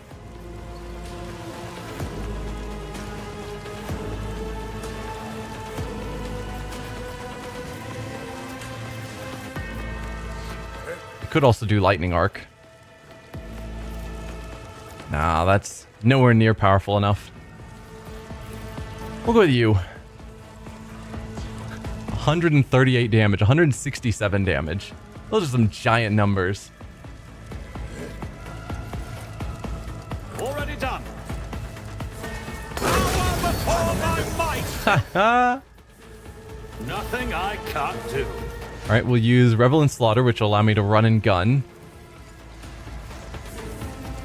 Run and gun will allow me to ignite again. And we'll ignite this guy who's not currently on fire, which is such a shame. Not a problem for me. There you go. Everyone should be on fire. Let's see, you're the healthiest. Yeah. So we can do an orchestrate flames to make sure you stay on fire. And then another inflame to increase our ongoing burning effects. I feel nothing. Fear nothing. Sorry, Cabela, you're burning a ton at this point. We've got 1 enemy with 8 health and 1 enemy with 58 health.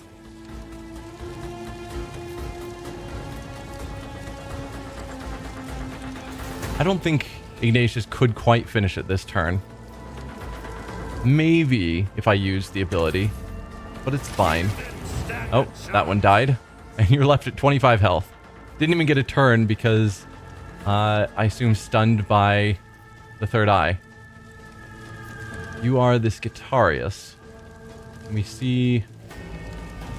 Yeah, you just missed your turn because you were stunned by the third eye. Fantastic. Alright, Abelard. You can't charge? Ah, because Pascal's in the way. There you go. Please charge him. Be done. Brace yourself, Abelard. 8 health left. Yeah, just kill. Make him bleed. Victory is imminent. Reduced to dust. Another pretty easy fight. Requesting cessation of hostilities. Point to Tarsus, help your brother. Pascal, what did you do to Tarsus? I'm sorry that you had to kill a comrade. I'm not tired at all. In fact, I can finish you off too. Do your worst. No. I'm going to ask him to help his brother. I didn't want this to go to hostilities, and so I'd rather not have their saint die before we had a chance to actually do this investigation. So help your brother. The unit that called itself Tarsus Hanuman is dead, has been disabled. The material asset is beyond restoration or reuse as spare parts. Okay, so there's nothing we can do at this point. He is straight up dead. After a pause, Pascal bows his head and a binaric requiem pours out of his box. Despite his misconceptions, he was a servant of the Omnissiah. Alright, Pascal, what did you do to Tarsus? Pascal's confused reply comes from his box in a rasp, unable to fulfill request. The Omnissiah granted me an epiphany, and I muted the maimed machine spirit that was filling Tarsus' mind with fury. I do not fully understand the manner of my appeal to it. The situation perfectly mirrors the incident on Bricad Minoris, where I appealed to the machine spirit of a malfunctioning mechanism and laid it to rest. I am not certain that these epiphanies that you're getting from the Omnissiah of how to disable and destroy machinery are coming from the Omnissiah, if I'm perfectly honest. I'm sorry that you had to kill a comrade. I also have a negative assessment of this event. The Adeptus Mechanicus still accuse the unit identifying itself as Pascal Hanuman of criminal theft of a unique identification code. Unlike Tech Brother Tarsus, I am not authorized to immediately execute the unit, but neither am I authorized to drop the inquiry. There are no apostates among us. The piercing voice from the Vox Synth is more overwhelming than Tarsus' thunderous roar. Tech Brother Tarsus and the machine spirit that lived in his battle harness succumbed to the suffering that beset them. Their judgment was rash and erroneous. Now their torment is over. I declare them martyrs, and am requisitioning Tarsus Hanuman's neuroaugmetic for the purpose of preserving his blessed memory.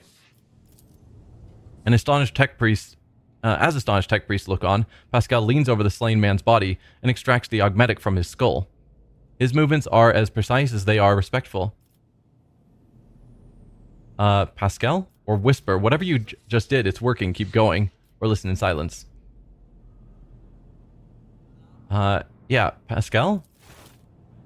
I am curious of what it is you're doing. The tech priest makes an imperious gesture, stopping you from continuing. With each word, Pascal's voice grows more powerful and majestic. You saw the agony your tech brother Tarsus was in. His unbridled, pain-spurred faith intimidated you, yet you were silent. Reverence stopped you from raising your voices to proclaim that the machine spirit with which his mind had merged was morbidly afflicted. The imperative of reverence had paralyzed your will. You watched it, a tragedy unfold in silence. The sixth universal law states that comprehension is the true path to knowledge, yet the procedural cycle has robbed you of your comprehension. Therefore, let the cycle be discontinued. There is a clang as Opticon 22's knee presses into the floor. Crimson hooded heads are bowed. Let the cycle be discontinued.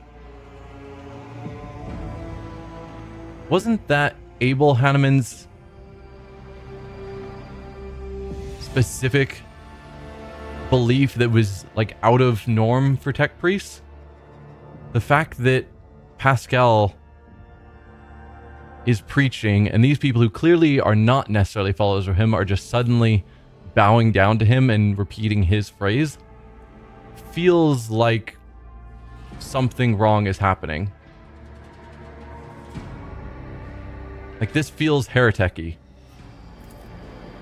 The radiant light pouring out of Pascal's visor grows dimmer. Static creeps back into his voice. Let the cycle be discontinued, tech comrades. Yeah, it feels like something off is happening. Pascal, there's one small point I'm not clear on. What just happened? Was the reason for this act of genuflection? Now that the conflict has been resolved, you may remain aboard my ship. Or clear off. Yeah, what just happened, Pascal? Pascal's voxenth crackles somewhat tentatively. I decided to sustain my words with an excerpt from one of the blessed Amarnat's sermons on loss of internal and external function, verse 4. My analysis deemed it appropriate. Right, his name wasn't actually Pascal or Abel Hanuman. It was originally the blessed Amarnat. And when we went to find the Blessed Amranat, we found out that Abel Hanneman was there, posing as Amranat, but wasn't actually Amranat. Trying to recall exactly what all went down there, but I think that's what it was. But he did have the same beliefs, these same sermons that don't fully jive with standard tech priest beliefs. What is the reason for this act of genuflection? It has been a long time since the words of the Messiah of Discontinuing were last spoken openly over public communications bans. We respectfully welcome wisdom's return. Huh. Messiah of Discontinuing. Is that a name for the Blessed Amranat? That he had a viewpoint that apparently even Opticon 22 had heard and was good with, but he was forced to stop openly speaking it? So he is not forgotten after all. The Messiah of Discontinuing, is that how you referred to Amranat? Is Amranat's teachings not heretical? Do you know where Amranat is now? Were you among his followers? There are lots of good questions here that I hope I can ask all of them. The Messiah of Discontinuing, is that how you refer to Amranat? Following Archmagos' Amranat's partial laciation removal from the chain of command, that was the authorship attributed on a series of sermons on discontinuing the cycle that was disseminated across the Cognizance fleet.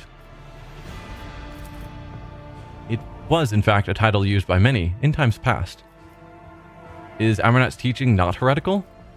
This statement is false. Contrary to what many servants of the Omnissiah thought they knew, preferred to believe, the Fleet Supreme Conclave never issued an official statement on that decision.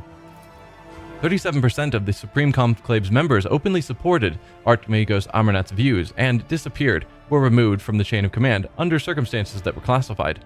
The Supreme Conclave has not had a quorum ever since. Do you know where Amranat is now? Data unavailable. No reports have mentioned Archmagos Amranat since the incident on the Arch Mechanicus Hermetico, which led to the presumed destruction and disappearance of that void ship. My archive has no data on Hermetico incident. The vessel was the Blessed Amranat's base of operations. Is it lost then? Pascal's voice is filled with anxiety. Were you among his followers? Negative. I had no contact with Archmagos Amranat and was never a member of his flock disciple retinue. However, my analysis of the doctrine he outlined inspired in me deep respect for, trust in him. Okay. I was worried that Pascal had sort of brainwashed them, but it sounds like this is a belief he held for a while. I presume the conflict between you and Pascal has been resolved. The data received provides a basis for calling the fallen tech brother Tarsus' hypothesis into question. Out of respect for, due to lack of authorization to indict, the followers of the Messiah of Discontinuing, we will not proceed with the detainment, arrest, termination. The Omnissiah knows all, comprehends all. Thank you, Tech Brother Opticon 22. Now that the conflict has been resolved, you may remain aboard my ship. Request denied. The Kappa Thread supply line delegation is leaving Dargonus, expresses gratitude for the hospitality ceasefire, and proclaims its intent to return to Footfall to resume performing its regular functions. The tech priest looks over at Pascal as if waiting for something. Pascal's mechadendrite briefly touches the shoulder of Opticon 22, who bows respectfully.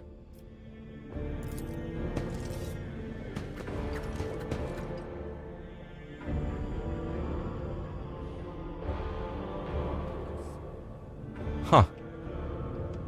Well, I guess let's loot all the things now. A new Omniscient axe. How does it compare to yours? It is way worse in every single way. Fantastic. Then you could just go straight to cargo.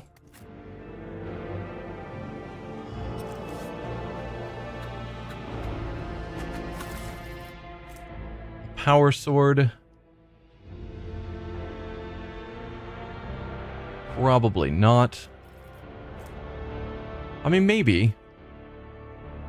Pascal uses chain weapons. Or not Pascal. Abelard uses chain weapons.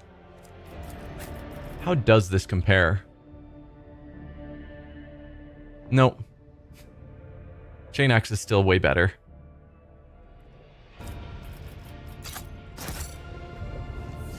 And that is everything.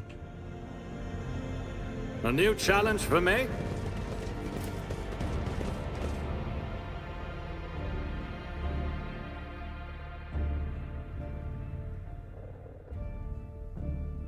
Fun little side tangent, but it gives us more information about Pascal and his beliefs.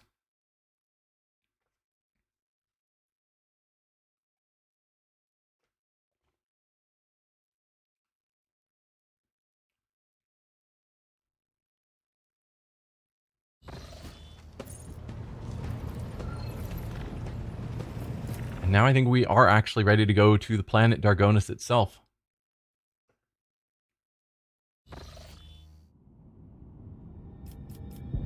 Yeah, and their ship is now gone. Let's begin the scan. We know nothing about this planet, not even its name.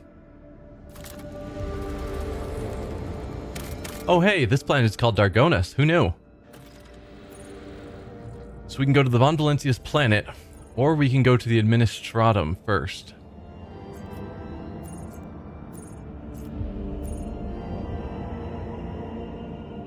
Who knew indeed.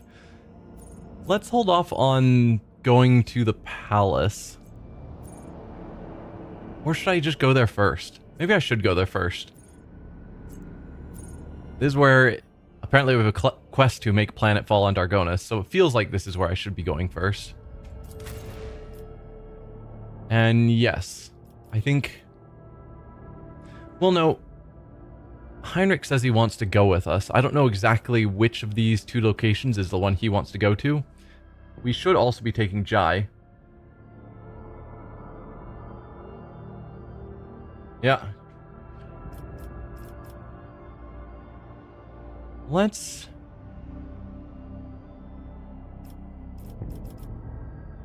go with Heinrichs rather than Cabela, I think. So then we have two warriors up front. May not be the best, but I'm going to go with that. And I don't know when we're going to bring Jai out, because we just never use her.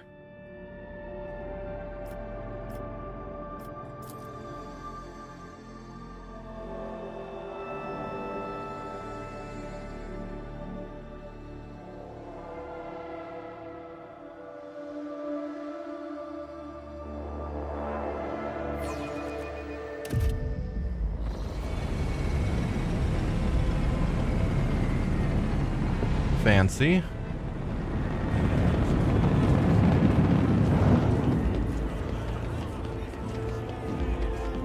Greetings, your lordship. Greetings, your lordship.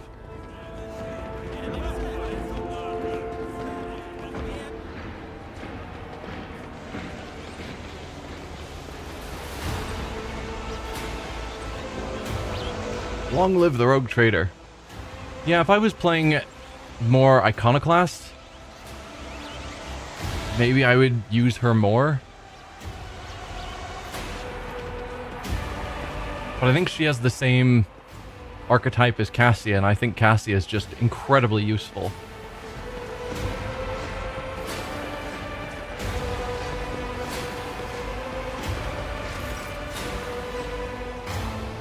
Clementia Wurzarian, so related to Abelard.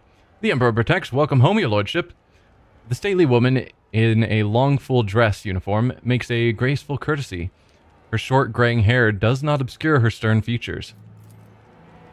I'm Clementia Wurzarian, court chaplain of the Von Valencia's dynasty. On behalf of all Dargonus, please accept my deepest condolences on the untimely passing of Theodora Von Valencius. Her departure is a terrible blow to us all, but as one star expires, another always flares to life, and although still overcome with bitterness and grief, your subjects hope that you will become the trade dynasty's guiding light in these trying times. Clementia. Abelard offers a reserved nod.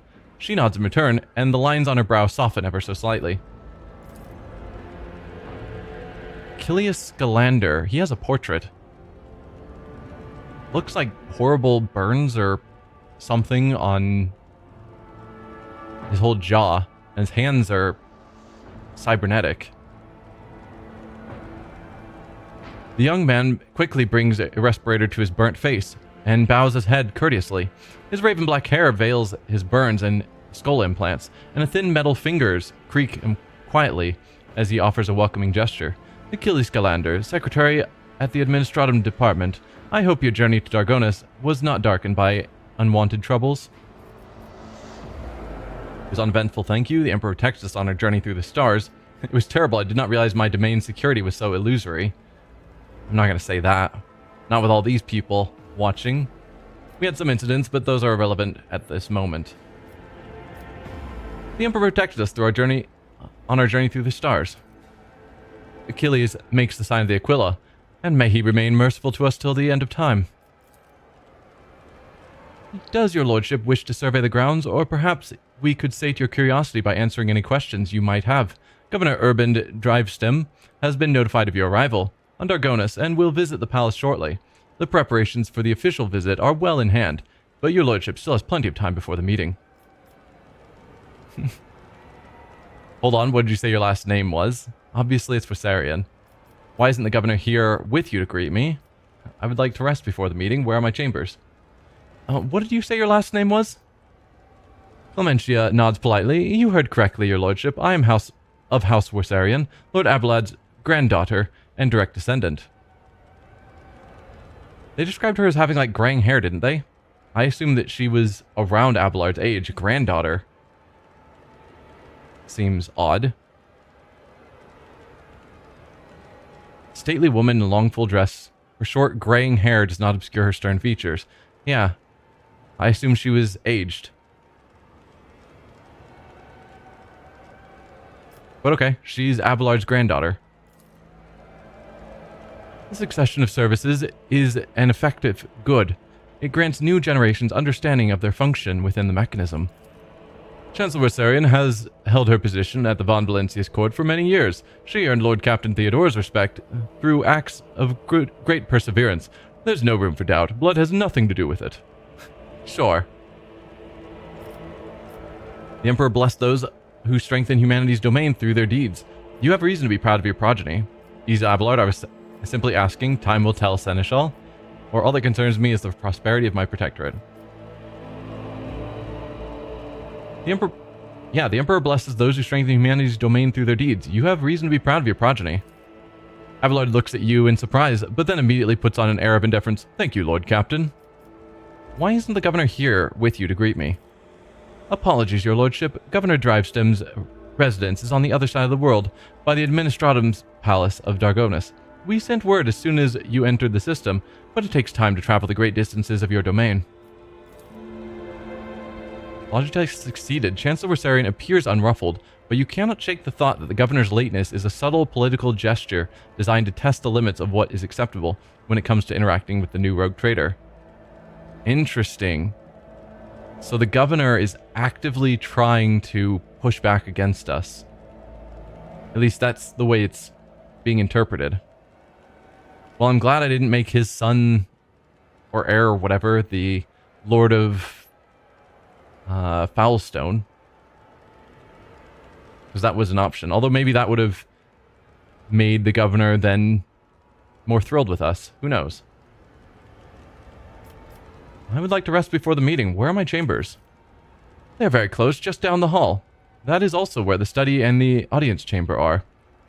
Achilles' face brightens with a pearly white smile, restoring some of his former good looks. Lady Theodore's study has remained locked since her last departure, but on account of your arrival, we've arranged for it to be tidied up. It is ready whenever you may need it. Alright, you are dismissed. I apologize for my bluntness, but I have a request to make.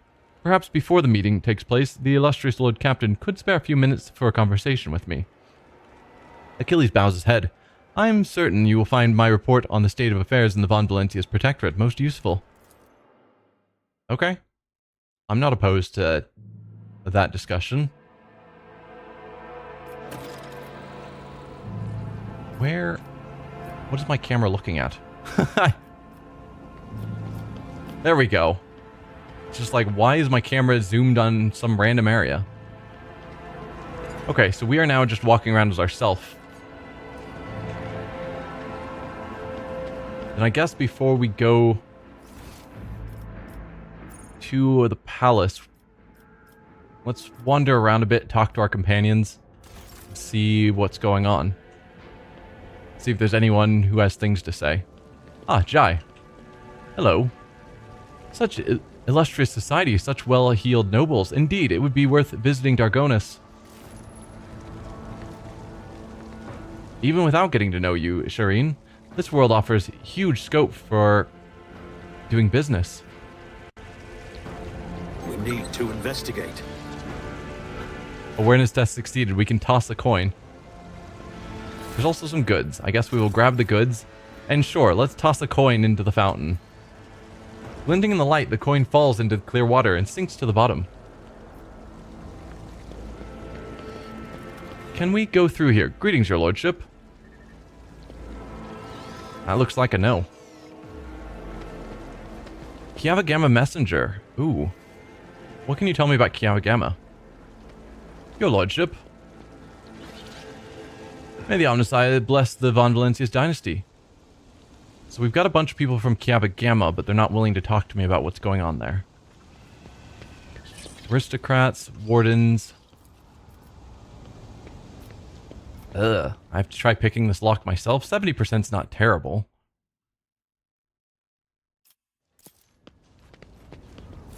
Hey!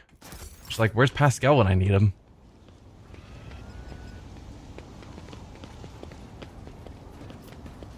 We've got a cogitator here. An ancient cogitator linked to the palace's system networks. Anyone else of note? Irliet's here. Just, you know, an Eldari chilling at my palace. No one question it. The walls of your home suffocate me, Elentok. I long to leave this twisted world at the first opportunity. A living fruit-bearing tree is in the heart of the hive world is a fantastical sight. They probably use a lot more water to tend to this tree than the average Dargonus citizen can hope to receive in their daily ration. Anyone else of note around here? Seems not. Some people from Janus. Or Janus. Bella's up here. Make your people leave, Dome Ignatius. Their idle questions are getting in the way of my watch. I am not going to make them leave. That would be weird.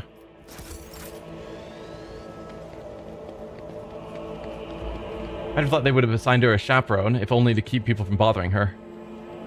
Yeah. I mean, a lot of our companions are a little bit unusual and probably could benefit from a chaperone just to keep ordinary people away who would be weirded out.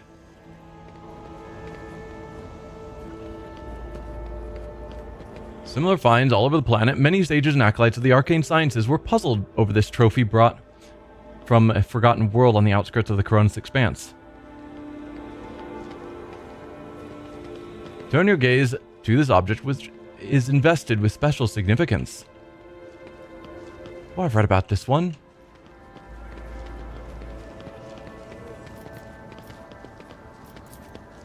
This plaque lists the name of each rogue trader to have led the Von Valencius dynasty, dating back to the day the capital world was founded.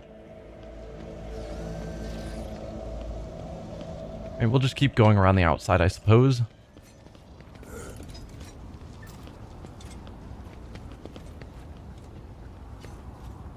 Object. Trophies of the Von Valencius dynasty captured over the past 3 centuries. Access level is restricted. Compliance with the Imperial Creed questionable. Special permission granted to the bearer of the warrant.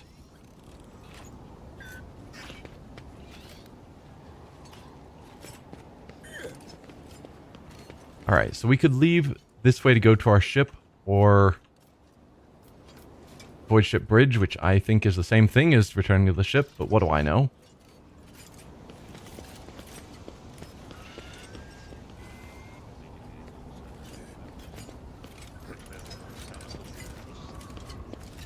As you approach, the Lex mechanic subtly bows his head while continuing to emit binaric trills.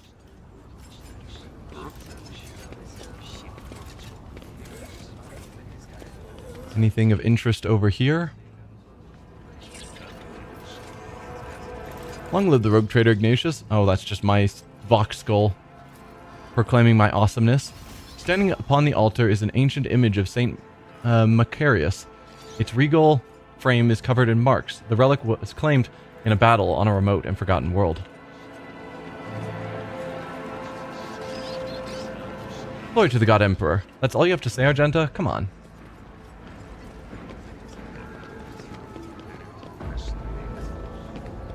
Nothing up here, I don't think. Those look like goods, but maybe we failed the perception check. Or awareness test, I suppose.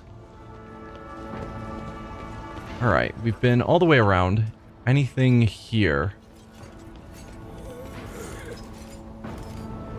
Doesn't look like it. Have I missed anyone or anything? We talked to you. Nope, we talked to all of you. So I think we are ready to finally go into the palace.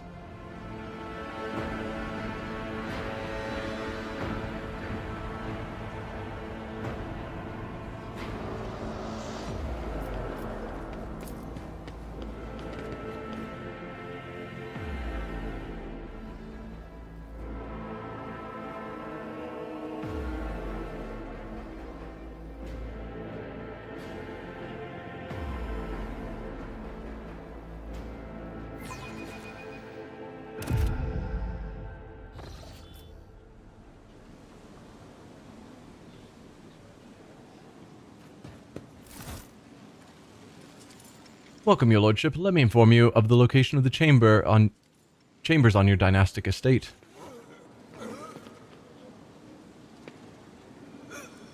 The main throne room is up the stairs and straight ahead. Your subject, Achilles Scalander, informed me that he humbly awaits the opportunity to meet with you there.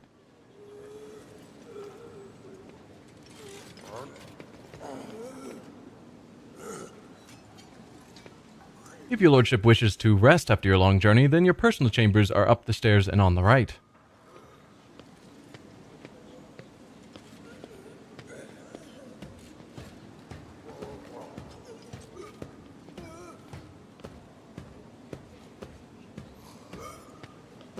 If you need anything, whatever your soul desires, I'll be right next to your chambers, eagerly awaiting your orders.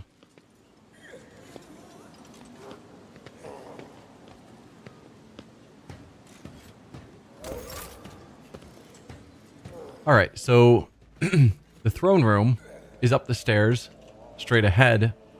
Our chambers are up the stairs to the right. Let's go downstairs and then we'll check out what's to the left. And see what's around. Some goods we can grab. Feels like there's some caught in my throat. What are you doing here? You're supposed to be up and clean the chambers. What, again? The handles and the handrails in the blue chambers are polished 5 times a day. Might as well send a servitor.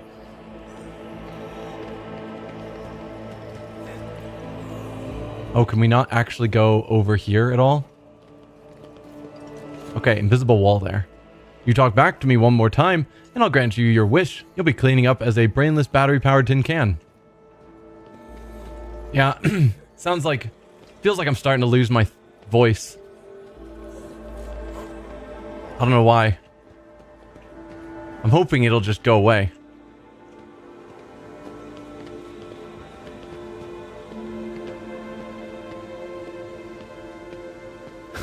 Frog. Yeah, frog in the throat. Glory to the rogue trader. Okay, so that's my throne room. That's my bedroom.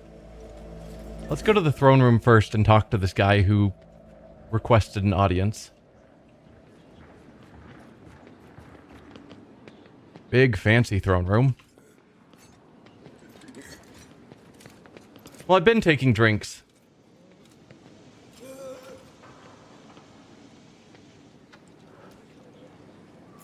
It'll be fine.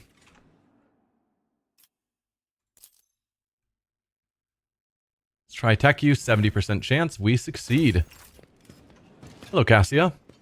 My compliments to your taste in art. The collection here is extensive and most interesting. Are you talking to me or the aristocrat? Because I had no control over the art here. Halt. I noticed something. I see some goods.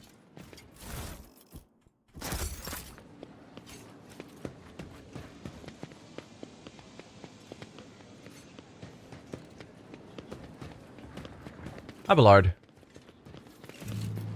While we're on Dargonus, I will check the Secretary's report and keep an eye on the logisticians.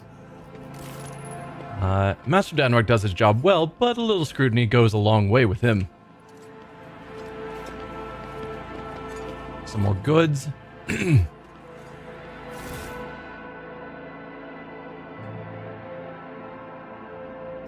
hope it's not a sign that I'm starting to get sick. That would make me sad. So we've got a door that leads to our shuttle. Your taste is exquisite. Yeah, this is all new to me too. Completely true. Anything else out here besides just our shuttle? No.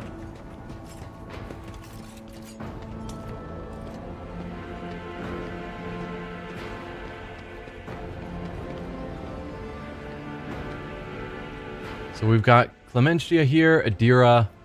That's our big fancy throne. Heinrichs. There's Scalander. Perfect. Let's talk to Adira. Ah, good old Dargonus. It's boring here without Lady Theodora. She loved to liven up this sleepy little place with a couple of crazy decrees and public floggings of flabbergasted nobles. Yeah, Theodora didn't sound like the best person.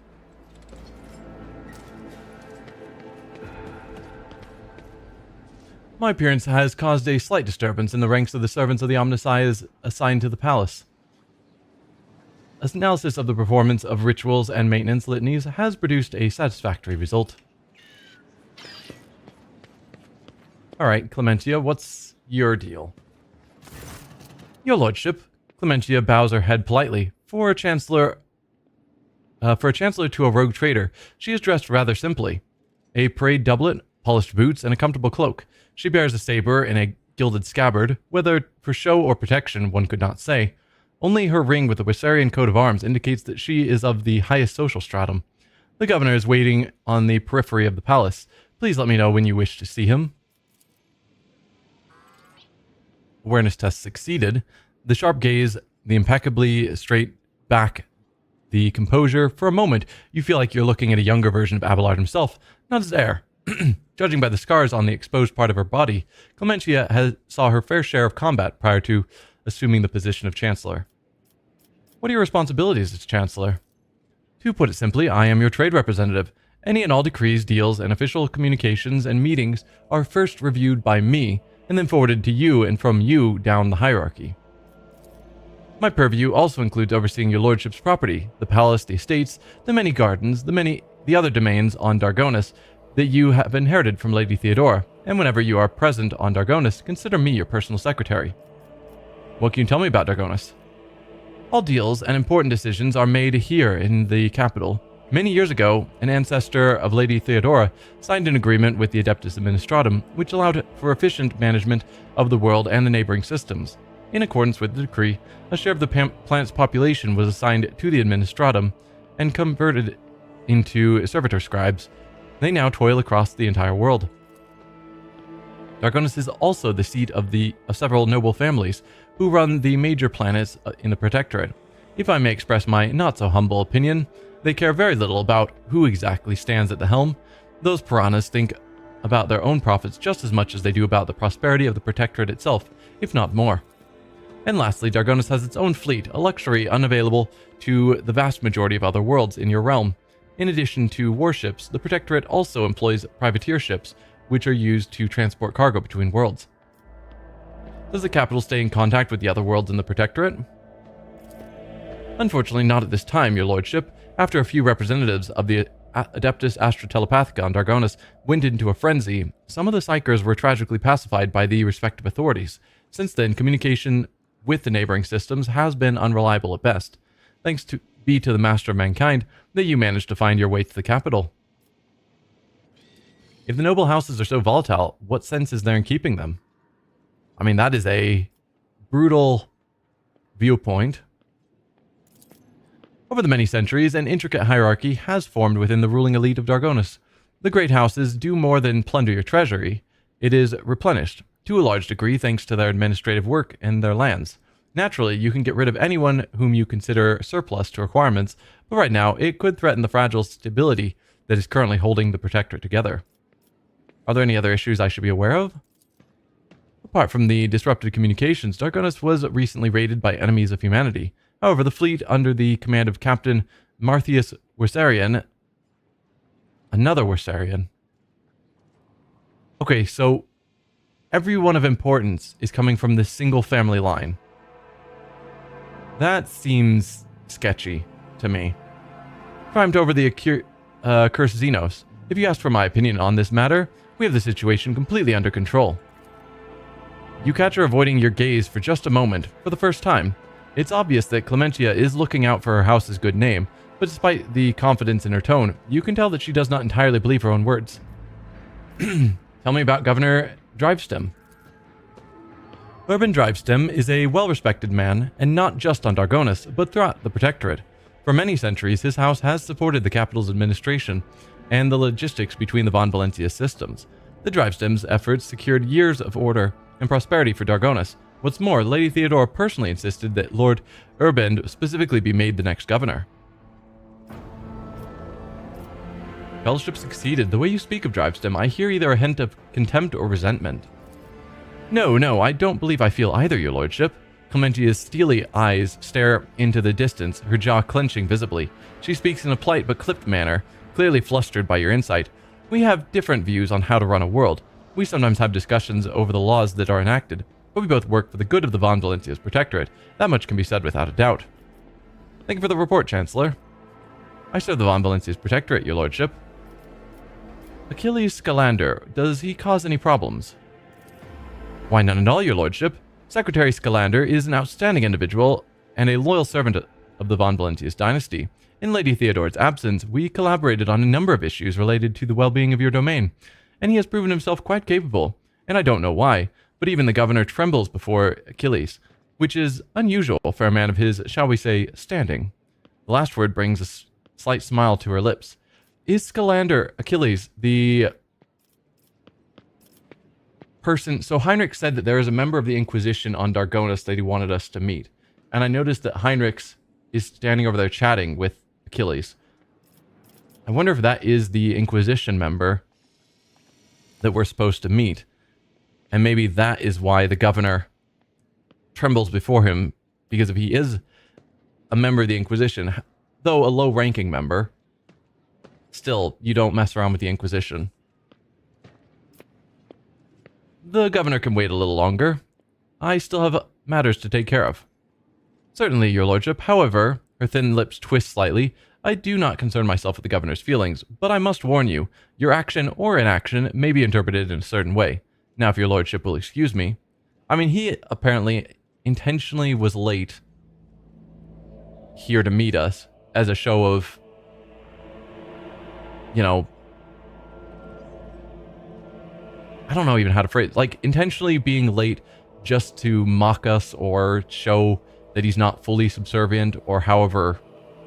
So us slowing down meeting with him doesn't make me feel bad at all. Did we already talk to Adira? Yes. Let's check out our throne. The Von Valencia's dynasty throne, a visible symbol of the rogue trader's power, which now belongs to you. I mean, that is... Yep, seems he wants to mark who directly runs this particular world. Yeah. I'm just seeing this throne is suspended off of a ledge pretty far, being held up by chains, and I'm just like, this feels like a very sketchy way to support your throne, because if something goes wrong, you know, if someone drops a grenade here and it breaks this connection and just tips and you just plummet forever.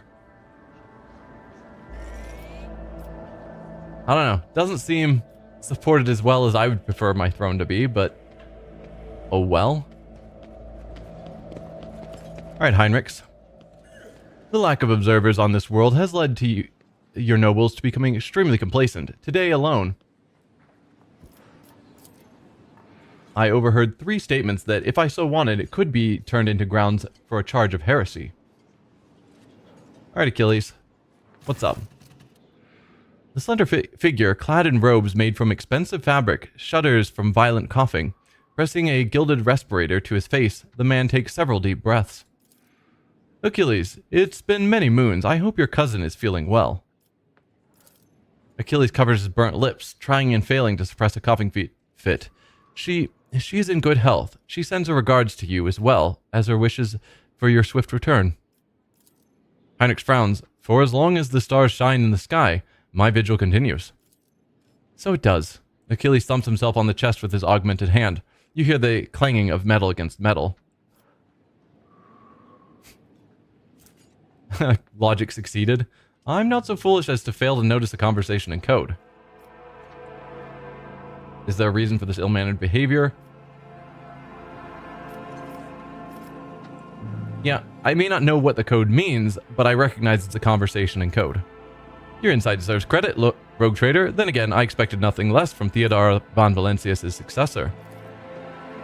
Heinrich looks at Achilles. Allow me to introduce Achilles Scalander properly. In addition to his duties as secretary for the Administratum, he acts as an agent of the Golden Throne under my aegis. Master Scalander was transferred into my remit by a colleague who is engaged in other matters in the Koronus Expanse. I'm sure you will find Achilles' service useful, especially when dealing with the schemes of humanity's foes within the borders of your protectorate. Greetings, Lord Ignatius von Valencius. Allow me once again to express my deepest condolences on the loss of Lady Theodora. I will do everything I can to track down and destroy all of Kunrad Vodvir's accomplices on the capital world. Do you know anything about what has become of Kunrad Vodvir? The former Master of Whispers is a heretic and a traitor to the dynasty. Achilles nods grimly. Word of his treason reached Dargonus too late. Kunrad came to the planet and left it almost immediately, once he had sown discord in the minds of the gullible and the naive. The worst of the rumors he started was that you were the one responsible for Lady Theodora's sudden demise. Of course, your loyal subjects did their best to skin alive any who showed signs of doubt, but it seems unlikely that the wardens got to everyone who has allowed doubt into their heart and now nurtures it in secret. You promised me a report on the present state of affairs in the Protectorate. I've already forwarded all official reports to your Seneschal.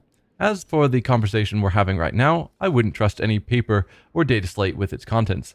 You see, Lady Theodora, may the Emperor have mercy on her soul, was perfectly aware of Dargonus' political environment.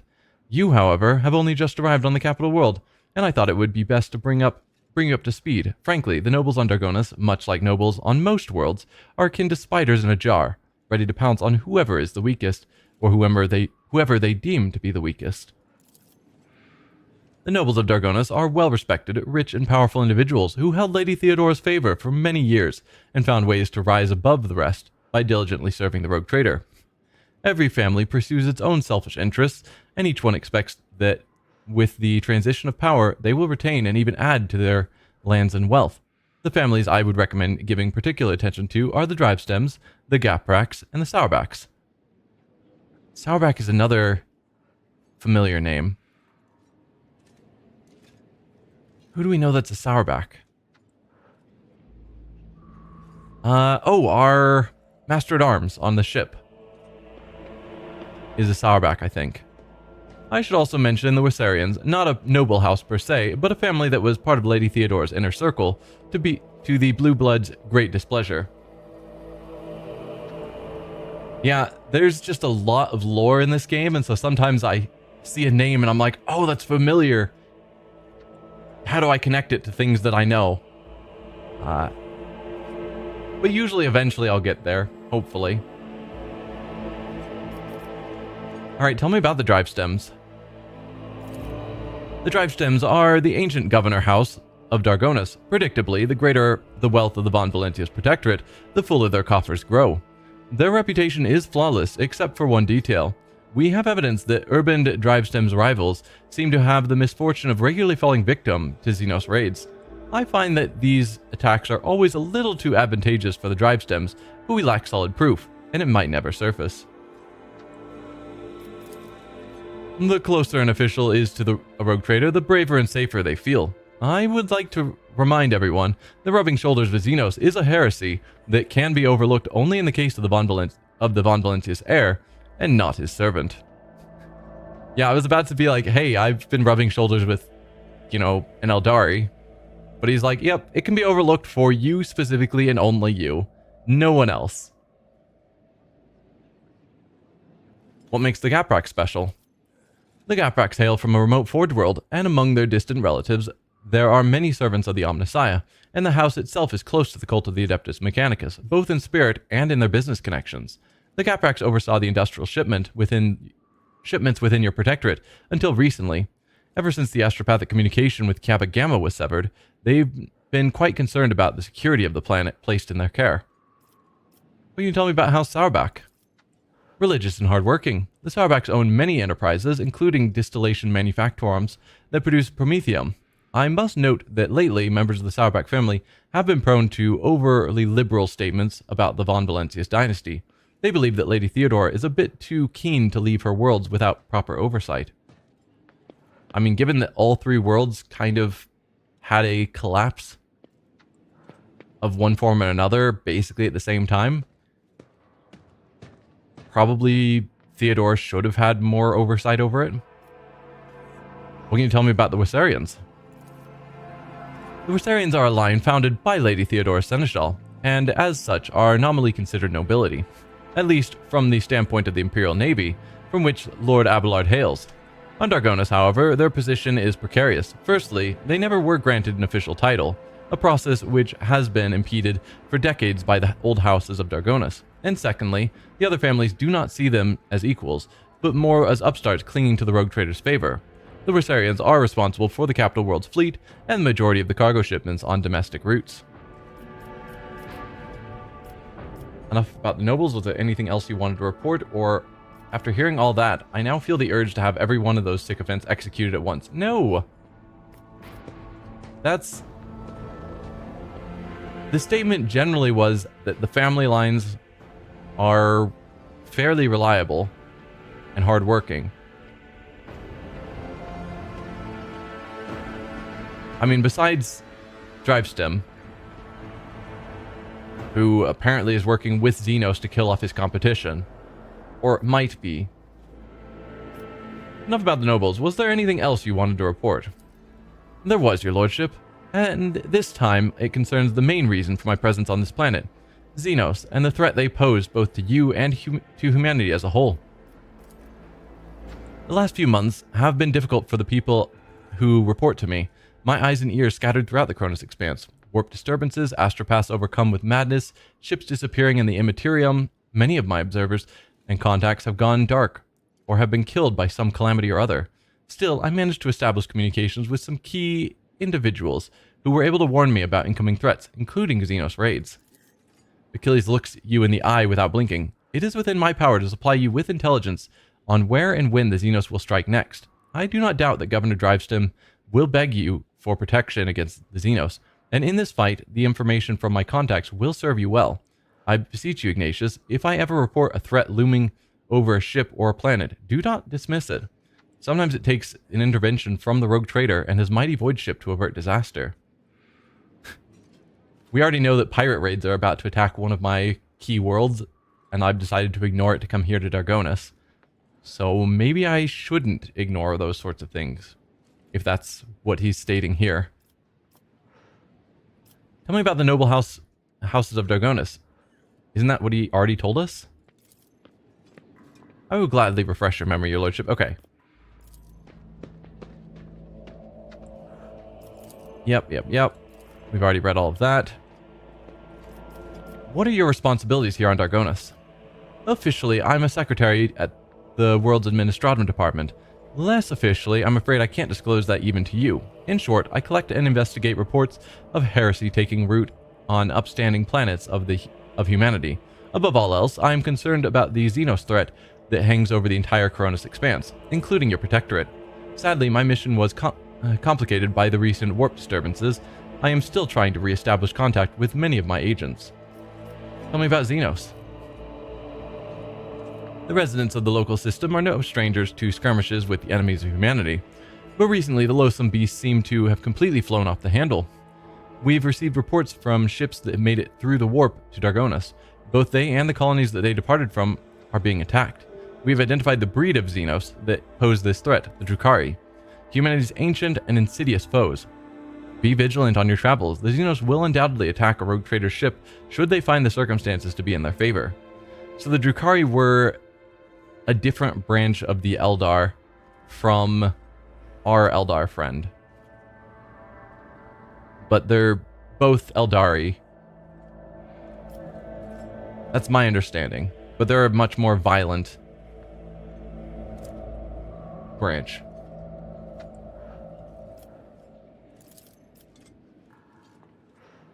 Okay.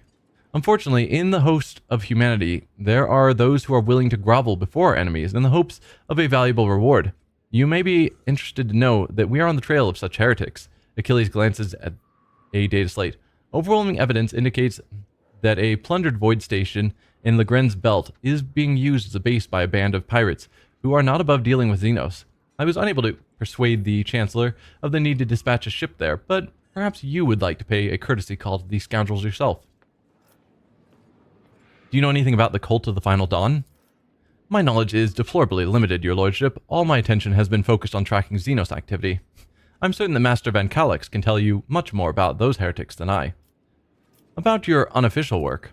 Achilles Amber's eyes flash with interest. Yes. Whom do you truly serve? The rogue trader or the interrogator of the Inquisition? I mean, I assume the interrogator of the Inquisition.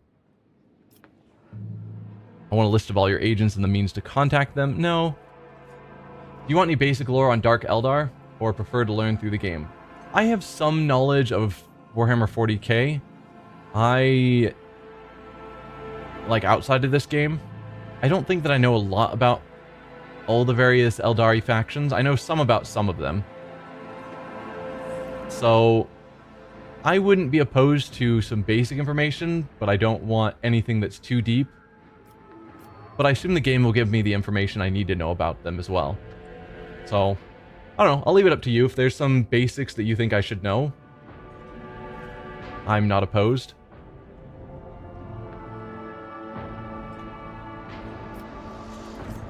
He's not going to give me a list of his agents. Dargonus has no need for spies from the Inquisition. Be gone. No, he's fine here. Dark Eldar have always been a bit obscure, even in the tabletop. Okay.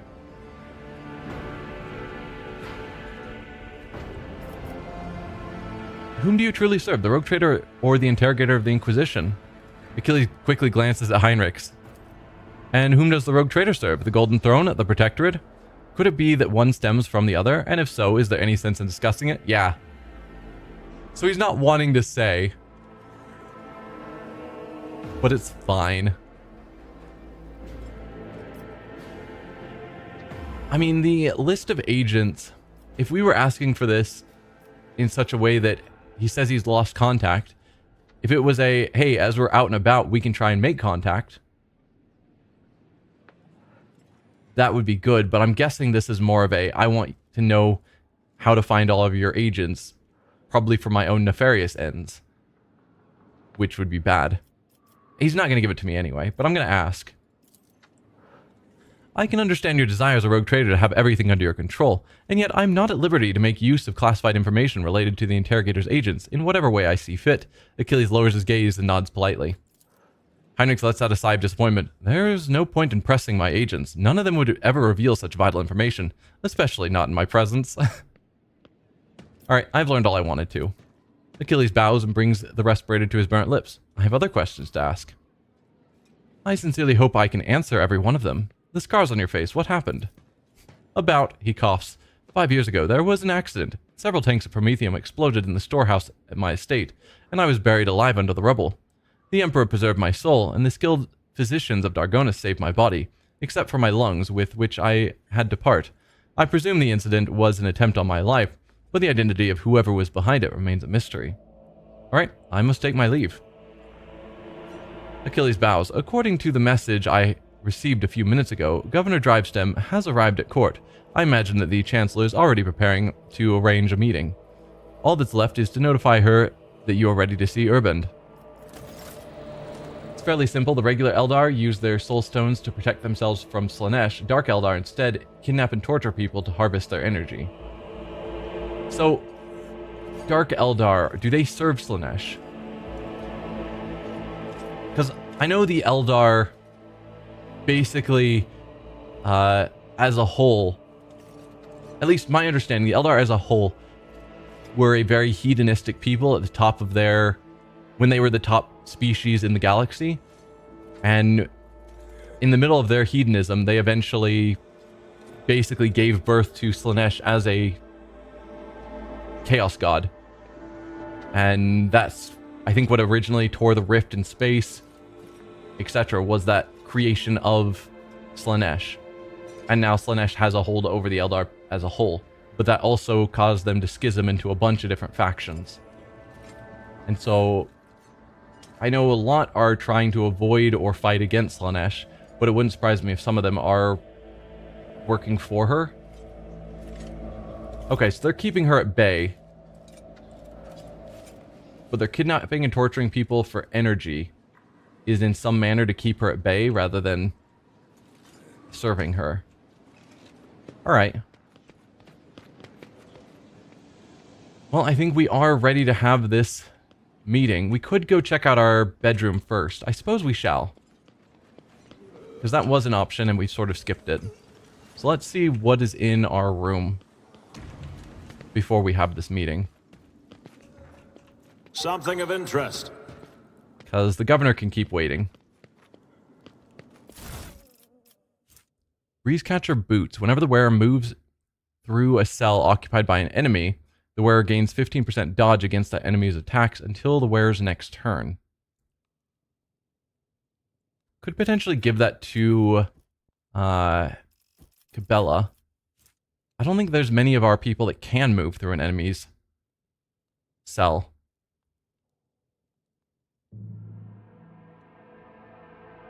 But thus all the raids, their home consumes people at a prodigious rate. Yeah. So if they're constantly trying to torture and sacrifice people for power, then they have to constantly be traveling world to world. Because everywhere they go, they're just... yeah, they're taking all the people and then they just have to move on to somewhere else. That makes sense. The leather covers bear the names of the authors, most philosophers and theologians from Dargonus. The spines of the books are trimmed with gold. Cogitators producing rhythmic sounds, among which a faint ringing stands out. The remains of a plaque can be seen on the frame. Alas, the inscription is completely indistinguishable due to the patina.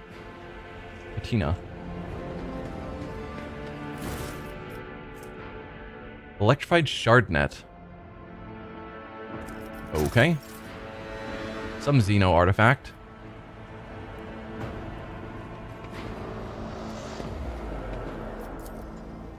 There's a faint mark on the polished mantelpiece, which was likely left by a glass.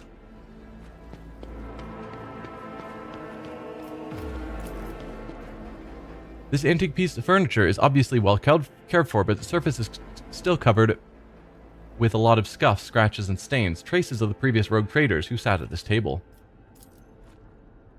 A sturdy safe equipped with several bizarre mechanisms. 55%. I guess we'll save and then try it. Succeeded. Ooh, we've got a Melta. Requires strength 55. Melta sounds so good, but none of our people have that kind of strength. And that is a very short range. But Meltas do so much damage. 21 to 28. 60% armor penetration.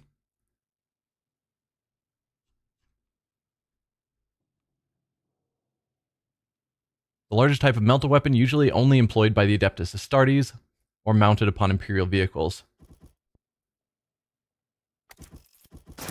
I mean, it's cool, but can't really make use of it.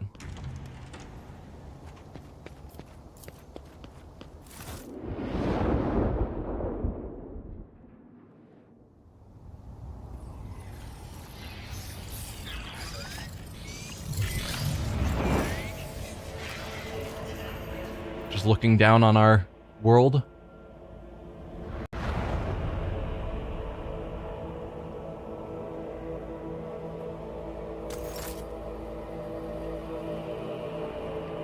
What's through this door?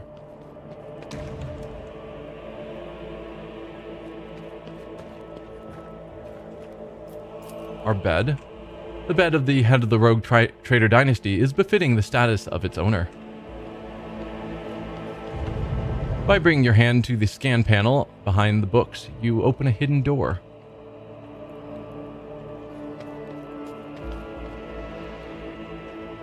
Okay, so this is where the fancy treasure is kept. A mysterious item undoubtedly created by inhuman hands. The mysterious xeno artifact rests in a stasis field.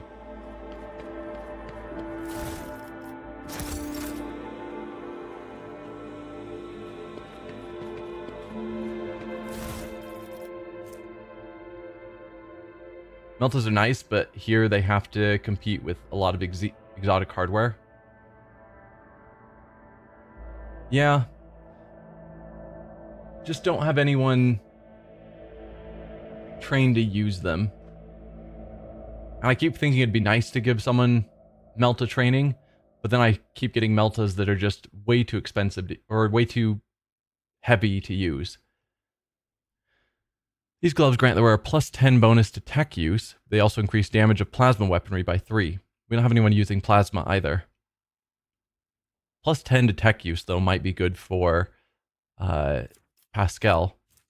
And then a Zealot Cloak. When the wearer hits an ally with an area attack, the wearer gains plus 1 stack of the Zealot effect until the end of combat. The wearer deals 10% damage with their area attacks for each stack of the Zealot effect.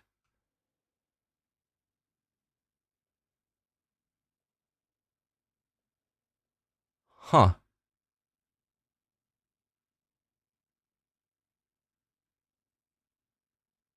So if you were regularly hitting allies with your area attacks, you would just keep increasing the damage of your area attacks. That's weird. Because generally I don't want to be hitting my allies.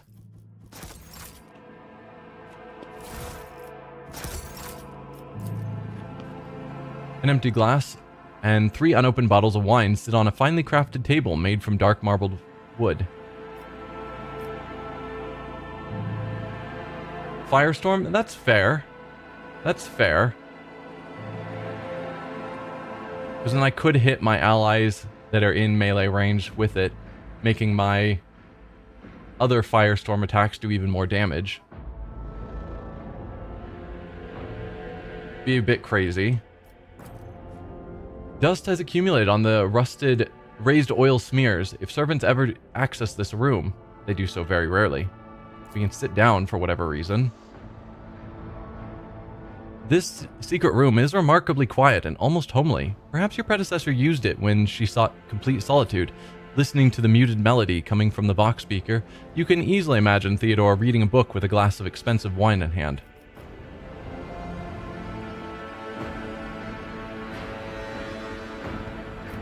Choose a book. Several books are stacked next to the sofa. Some appear ancient, while others look like they have never been opened. Among Theodore's data that has been restored using your cogitator is the phrase Litanies of the Motive Force. It is the title of one of the books here. It amuses me that the governor is now available to meet with us, and this is when I'm now going to sit down on a bench, read a book, and drink some wine. Litanies of the Motive Force, Love is the Only Truth, Xenoanatomy, Scholar's Observations, The Invincible Army, Analysis of Tactical Triumphs of the Astra Militarum, Parsimus de Wayne, a biographical sketch. Parsimus de Wayne was the founder of Footfall. But let's read the Litanies of the Motive Force because it's specifically called out here. As you pick up the book, a hidden button in its spine clicks under your finger. Let's have a glass of wine. 3 sealed bottles sit by the sturdy-looking low table. They are labeled Grandmaster's Blood, Boon of Terra, and Flame of Purity. You recall a vision of the past that Adir told you about. She said Theodore's favorite wine was Flame of Purity. Then let's pour a glass of Flame of Purity. The wine fills the glass, glittering in the dim light of the room like liquid gold. Its tangy flavor burns your throat, leaving behind a spicy, biting aftertaste. You hear a short, faint hum as an unseen motor stirs into motion. Alright, let's change the music. The vid screen of the data slate before you displays the names of several Vox symphonies. We passed our Lore Imperium test. You recognize the melody that is playing right now is the first of 36 parts of the Symphony of Honor and Duty. Then I guess we will go to Symphony of Honor and Duty Part 2.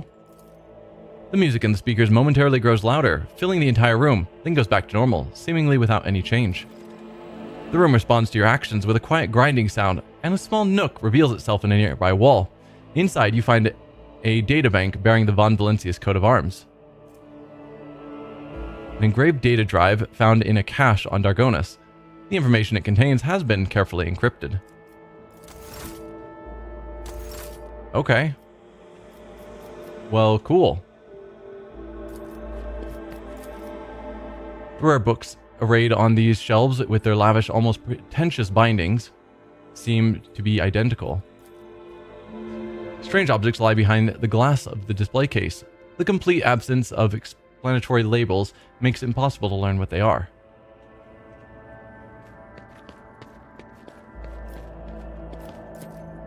Mysterious item undoubtedly created by inhuman hands.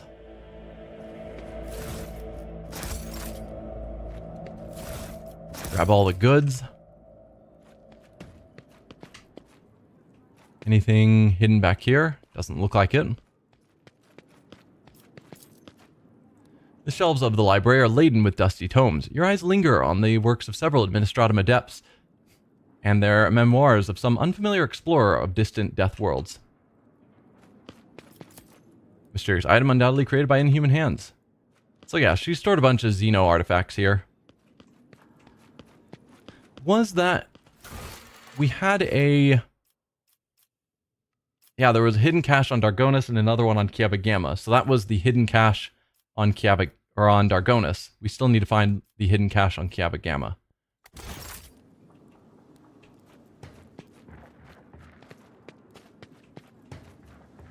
Alright, now I'm ready to meet with the governor. I think I've made him wait long enough. We'll toss down a quick save first, just in case. Your lordship, Governor Drivestem is waiting in the audience hall. I advise you to respond to his lateness in kind. That way, you can let Urban know that his behavior has not gone unremarked, but I would not delay too long. Right now, the court is closely observing your every step.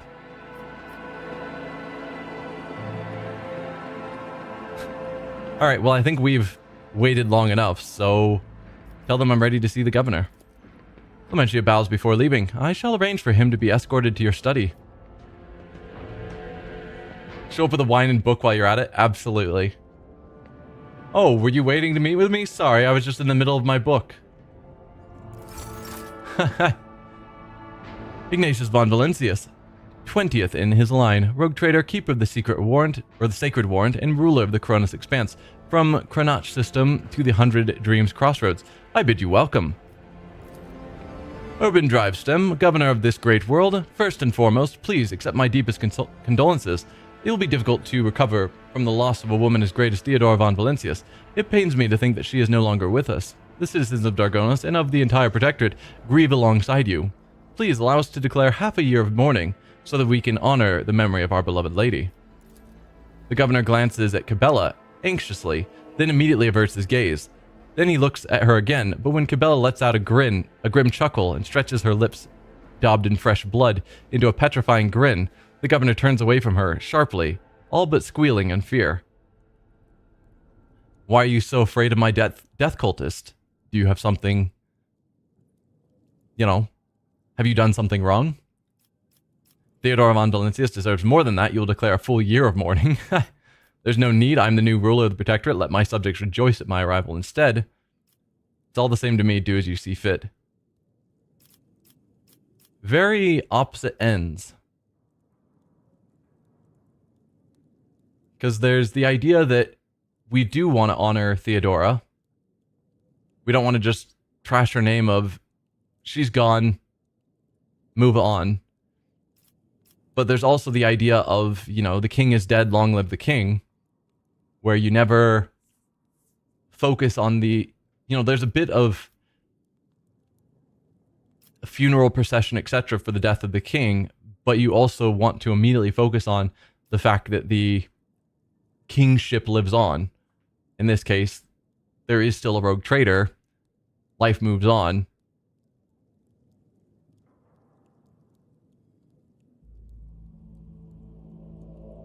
Long live the new heir. Yeah.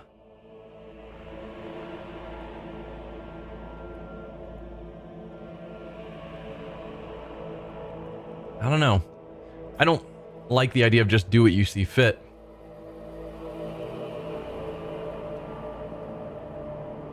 But I also don't want to upset anyone who did care for Theodora.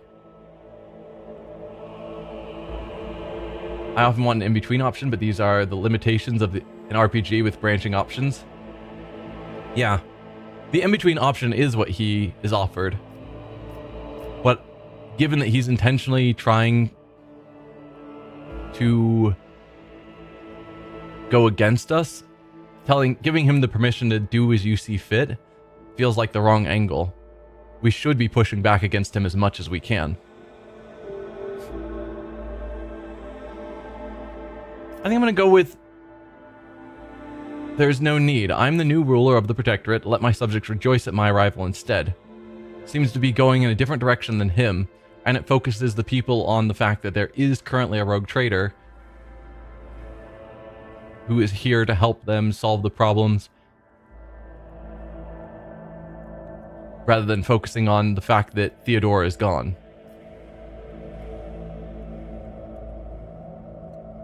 I'm not certain it's the right call, but it's the one I'm going to make. There's no need. I am the new ruler of the Protectorate. Let my subjects rejoice at my arrival instead. The bewilderment causes the wrinkles on Drivestom's glossy face to soften. Your lordship, these are centuries-old traditions, sacred customs, and rules.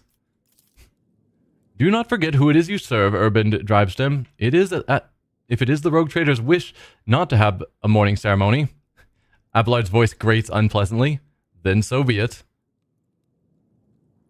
Sorry, Abelard. I know you cared very deeply for Theodora. Perhaps the parvenu installed by Lady Theodora's cares not for the sacred traditions of our founding ancestors. The governor gives a meaningful nod in Abelard's directions, but Ignatius von Valencius is a descendant of the true children of Dargonus. It behooves the ruler of a world to honor its customs. Come now, Urband. I am as much a parvenu as Abelard. I don't know the word parvenu. I could Google it. Since they keep throwing it around, I feel like I should know what they're trying to state. I do honor traditions, Governor. Later, when things in the Protectorate settle down, we will declare a mourning period. See, I'm fine with that. That feels like a sensible option. Right now, the Protectorate is in a terrible state. Let's get things settled. Let's get people comfortable that the Protectorate is still ongoing. It still has its rogue trader. But once things are in a stable state, then we'll have the mourning period. That sounds very good to me. I shall be the one to judge what behooves me and what does not, or say nothing. I like number 2. I think that's the best. We will declare mourning when the Protectorate has settled down. As you wish, your lordship. Driveston bows his head. Esteemed Ignatius, Lady Theodora was a strong leader, and we ought to follow her example. Let us lean on wisdom and persevere in spite of this tragedy together, and let us carry on where she no longer can by leading the Von Valencius Protectorate to even greater prosperity. Alas, it won't be an easy task to accomplish. Some time ago, the astropaths of Dargonus flew into a rage, and they had to be subdued. We are gradually restoring our ability to speak with the neighboring worlds, but the contacts are still weak, and the routes are tangled and no longer lead to the systems that the captains expect them to. Given that the vast majority of ships in the Dargonis Navy travel without relying on the services of navigators, without your engagement, the well-being of the Von Valentius dynasty and billions of its subjects is presently at risk. We met a ship from Dargonis not too long ago. The crew was transporting a strange artifact and went mad during the flight. True. Conrad Votvier, former Master of Whispers, is a heretic and a traitor. Has he shown his face on Dargonis? We know he has. What exactly did Dargonis nobility expect from me in light of the loss of routes and communications with other worlds? I would like to complete my inauguration as Rogue Trader as soon as possible. When is the ceremony? Or tell me about yourself. I guess we can go through all of these options, see what he has to say. We met a ship from Dargonis not too long ago. The crew was transporting a strange artifact and went mad during the flight. This is truly regrettable bit of news. What's more, leaving Dargonis has been forbidden for several cycles now. It seems the Worsarian family has once again failed in their primary responsibilities. He shoots Abelard a condescending look. We will investigate this at once, as well as the fact that the ship had to acquire a permit with the Administratum seal. Does your nephew still serve at the Administratum Palace? So yeah, there's big family dynamics and hatred. Hatred's probably a strong word, but conflict. Where they're just pointing fingers at each other. The Worsarians are the problem. No, it's your family that's the problem. The governor presses a number of buttons on the cogitator built into his bracer and looks up at you in surprise. I don't understand. The ship did indeed depart from orbit, but it did so, if you can believe it, on the Rogue Trader's authorization. That is why no one dared to impede its departure. Intrigue? Yeah. Okay, so the Rogue Trader's authorization was used. We know that the ship was carrying an artifact that came from Kunrad, so probably he sent it off before it was notified that he was a traitor. Because we know he landed here first, and then quickly left before word got through that he had killed or was involved in the death of Theodora. Lord Captain, it would seem that Kunrad somehow got his hands on a copy of your authorization, or perhaps even the original. A tool like that in the hands of a traitor does not bode well. Kunrad Vodvir, former Master of Whispers, is a heretic and a traitor. Has he shown his face on Dargonis? The governor pensively strokes the rings glittering on his fingers. Lord Vodvir visited the capital some time ago, but he did not request a personal meeting. A heretic, you say? Now I see where all the whispering in the corridors has come from. I shall be frank with you, your lordship. Lady Theodora's sudden death was a blow to every one of us, and the absence of any sort of verifiable and complete information about her successor gives grounds for all manner of rumors and misinterpretations, especially if someone is deliberately inciting unrest and discontent. Naturally, none would dare challenge you by accusing you of something as sacrilegious as murdering a rogue traitor. However, Kunrad Vodvir was once a true boon to the Protectorate back in the day, and as such, some might heed his words. Dogmatic, I sentence all who dared to make heretical remarks about the rogue traitor to servitude imperatus. Machines aren't prone to dissent or dissidence. So anyone who has spoken against me gets turned into a servitor. My subjects' doubts are understandable. Too many things have changed in too short a span. I will prove myself worthy of my position is the iconoclast option. Heretical, publicly rip out the vocal cords and tongues of every slanderer and replace them with vox implants that sing the praises of rogue traitor Ignatius von Valentius without interruption. I should think that will serve as a reminder of who rules this world. Dude. I couldn't care less about what the people think of me. I'm Theodora's successor, whether they like it or not.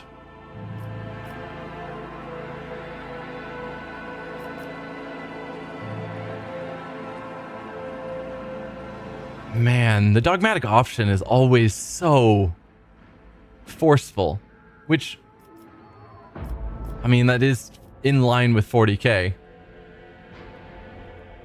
Yeah, like, I chose that I wanted to play dogmatic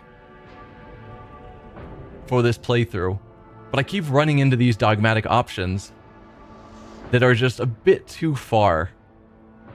So I'm primarily dogmatic, but a decent amount of iconoclast, because the dogmatic just regularly crosses the line of what I think is okay. This one I don't think is, depending on how far they take it, if it's just the worst of the people who have been speaking against me, then that's reasonable-ish from a 40k perspective. Obviously, turning people, lobotomizing people and turning them into machines just because they spoke out against us from a 21st century viewpoint is not okay. But from a 40th millennium, or 41st millennium perspective, the worst of the people who are pushing for this heretical remarks against us, that's fine. If it literally is anyone who has said anything that could be interpreted as heretical gets turned into a machine, that's rough. And I do like the idea of I will prove myself worthy of my position.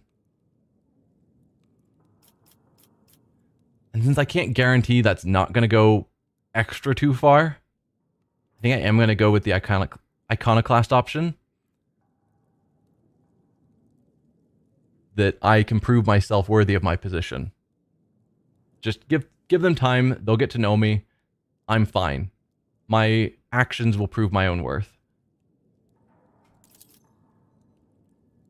Why, Ignatius, your desire is most commendable, but please do not forget, a ruler should never bow to their attendants, or some might see it as a show of weakness.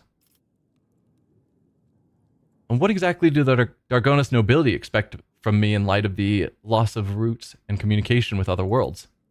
We are all troubled by the fate of the agri-world. Janus that supplied Dargonus and other planets with foodstuffs. Empty stomachs can drive even the mildest rabble to revolt. Furthermore, House Gaprak is perturbed by the loss of communications with the industrial world Kappa Gamma, which is in their charge. But if you wish to know my opinion, the world that deserves your attention the most is the penal world Vibos 6, one of the key mining suppliers in your protectorate. We haven't heard anything about Vibos 6. Everyone's talking about Janus, Dargonus, and Kappa Gamma. Such intriguing concern for the Vibos 6 outpost. Doesn't your house happen to own the extraction stations there? Ha! Nice. So he's like, the one you should put all of your effort and focus in is the one that we own. The other major world that everyone else agrees are your top 3 most important planets. Ignore them. Focus on this tiny little mining outpost because we own it. I've already visited the agri-world Janus. Governor Viat found herself facing a number of problems in my absence. That does it for the plans and trade routes. What else? Yeah, such intriguing concern for the Vibos 6 outpost. Doesn't your house happen to own the extraction stations there? Drivestem's beady eyes widen in fear. Your lordship, I beg of you, do not interpret my words as an attempt to influence your decisions in any way. You see, without Vibos 6, the manufactorums on your worlds will need to make haste to find new suppliers elsewhere and arrange for new shipments. And in these troubling times, they run the risk of delays and other most tragic mishaps. My only concern is for the prosperity of the Von Valentius dynasty. Yeah. Sure. I've already visited the agri-world Janus. Governor Viat found herself facing a number of problems in my absence. Truly, the Viat line is one of the oldest in the Von Valentius protectorate. If the inheritor of such well-respected blood could not handle whatever had befallen her, then the situation must have been extraordinary indeed. A cursed xenos took Vistenza's life, but her death was avenged. We could lie. Vistenza succumbed to worshipping the ruinous powers and was executed. Vistenza Viat is no longer in charge of the world. She is dead. I have delivered Janus into more capable hands. Never you mind about that, Governor. Did we try and cover up? I don't remember. I don't think so. But part of me thinks there was an option to cover up what was going on and why she was executed. Because if we did cover it up, then I don't want to just tell the truth right here.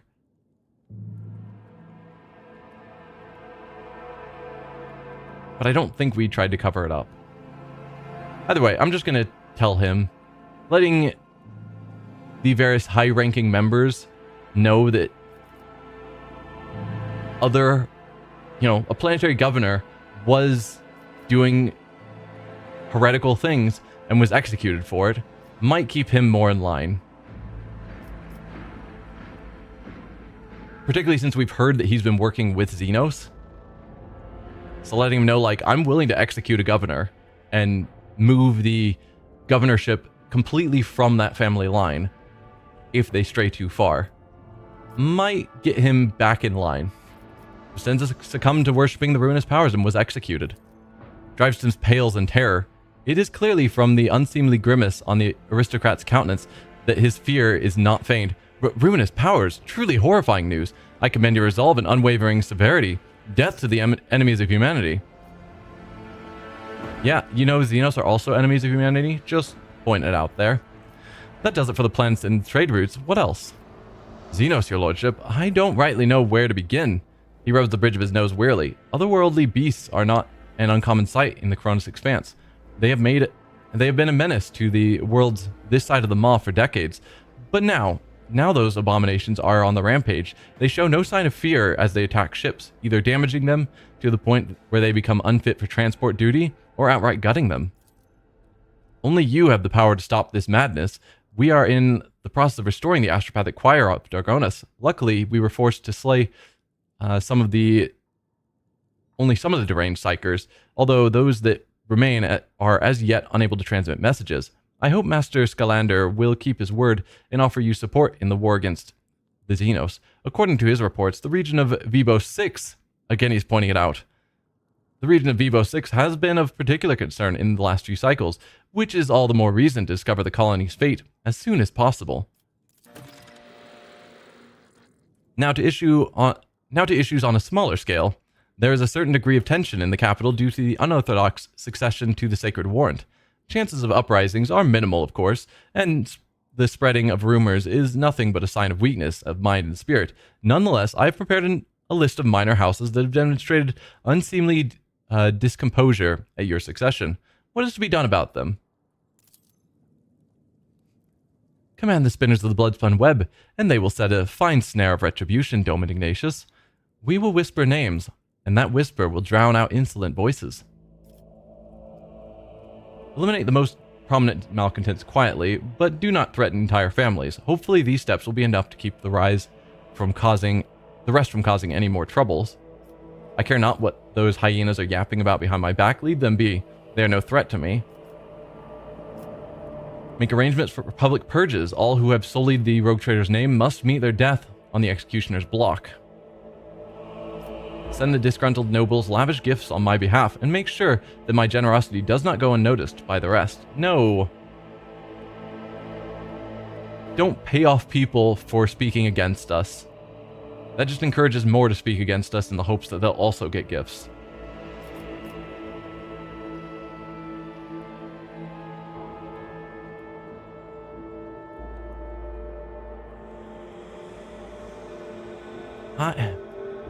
Eliminate the most prominent malcontents.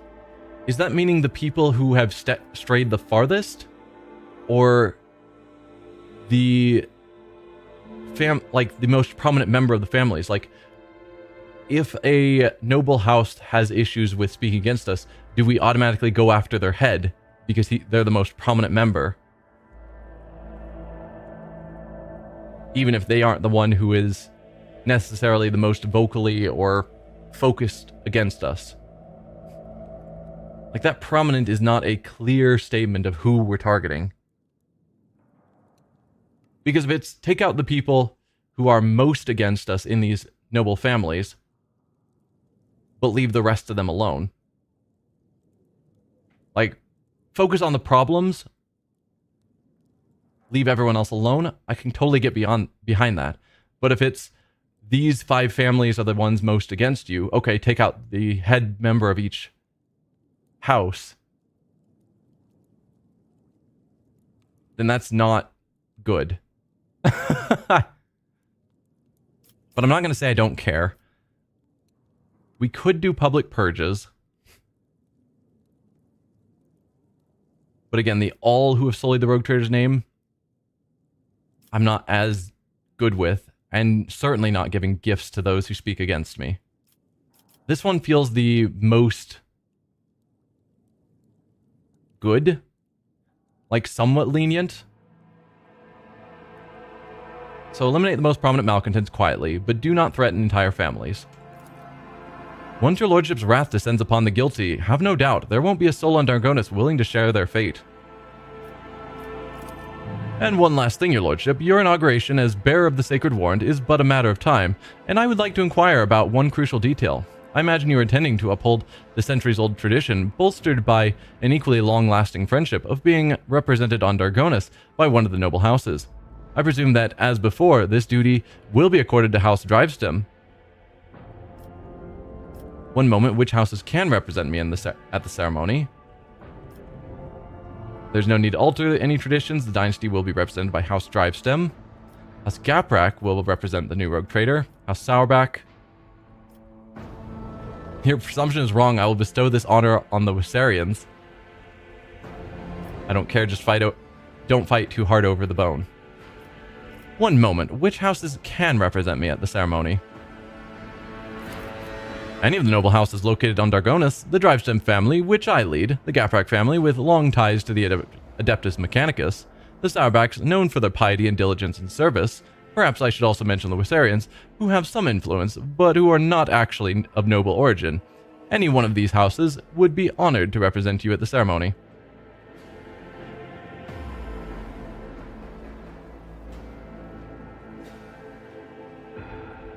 So, I'm definitely not thinking the Drivestems. This guy seems scummy.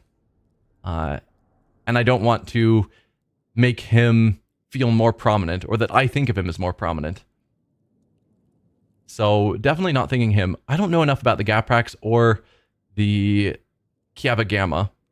We haven't gone there, so honoring them feels premature.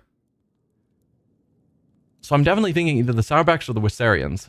We could go with the Sourbacks because no one would be overly upset because they are an established noble family. And the fact that they are regularly mentioned as being known for their piety and diligence is good, because we also want to be known for our piety and diligence. So choosing someone who is known for those same qualities that we are striving to represent feels good. But also, the Wissarians seem like great people. The only negatives we keep hearing about them is just that they aren't noble, and that they are too jumped up for their non-noble standing. I mean, part of me wishes that I could just ennoble the Wissarians and then use them, because then no one has room to complain, because they are nobles. Because if I choose the Wissarians, the other three noble families are all going to get pissy.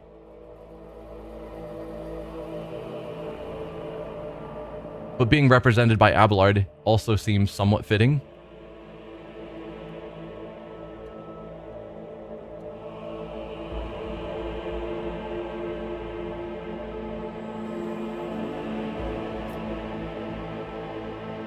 I'm super tempted by the Wissarian option, but I think I am going to go with House Sourback. It feels like a fine middle ground between honoring tradition, but not giving it to Drivestem. And Sourback seems to be in line with our values. So House Sourback will carry out this duty. Drivestem's face breaks into a bitter smile. I shall immediately relay your command, most gracious rogue trader. Thank you for your time. I would like to complete my inauguration as rogue trader as soon as possible. When is the ceremony? Or tell me about yourself and House Drivestem. I mean, perhaps I should have learned about him and House Drivestem from himself before we immediately were just like, no, we're breaking tradition and you are not going to represent me. Tell me about yourself. It would be my pleasure to enlighten you. My house is the oldest and most respected on Dargonus. My ancestors walk side by side with yours for many generations, as they cared for this world's welfare. Our duty is to supervise the governing bodies within the systems subservient to you, and we are responsible for the Protectorate's logistics and economic stability. As for me personally, I am a humble servant of the Emperor, and a loyal subject of the Rogue Trader, and to my great pleasure, I had the honor of calling myself Lady Theodora's close friend. At Urban's last words, Abelard lets out a sound that could be interpreted as either a snort or a cough. Urban gives him a look, which Abelard meets with an expression of utter nonchalance. That will be all, I take it? Thank you for your time, your lordship. Since duty calls, I shall take my leave. May the Emperor grace you Emperor's grace be with you. I suppose I should have asked when the inauguration's going to be. I was just worried it would just immediately cut to the inauguration, but now that I'm thinking about it, I'm like, oh no, I definitely should have clicked that. Because now we don't know when our inauguration is, which is a mistake. Restore operations of the administrative apparatus on Dargonus. Alright, so that's...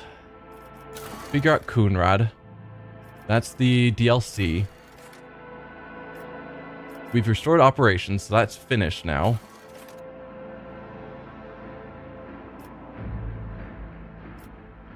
Right, this is the gene stealers that we're using a station that we need to burn to the ground.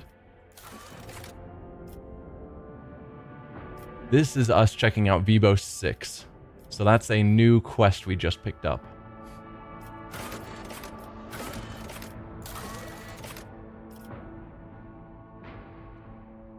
And this is Jai's quest. So got to restore the other worlds. Yes, so Kiava Gamma we need to deal with, and apparently Vivos. I'm not as confident in how important Vivos is, since it seems to be just this guy who is mentioning that Vivos is important. But according to Achilles Scalander, the Xenos raids may have struck the penal world of Vivos 6. This report requires further investigation. So, okay. Achilles is also agreeing that Vivos 6 is important.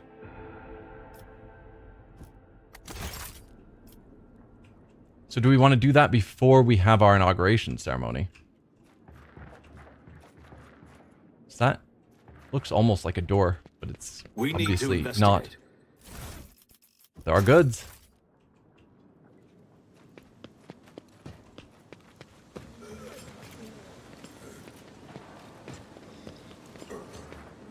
Well, let's see if I can find someone to tell me when my inauguration is, because I should have figured that out already, and I did not. Your Lordship, Clementia looks away from her data slate. I hope your stay on Dargonus will be beneficial to your physical and mental state. I understand that the heir to the Protectorate must have his hands full, but one shouldn't forget about the rest. I might do service at any time, day or night, Your Lordship. Okay.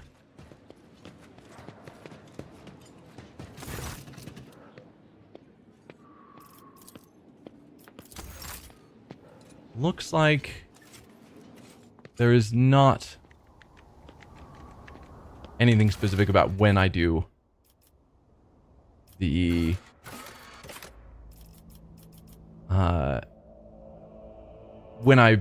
official ceremony. So we've got 3 companion quests. Kiava Gamma. We need to go to the Administratum and then go to these 3 other worlds.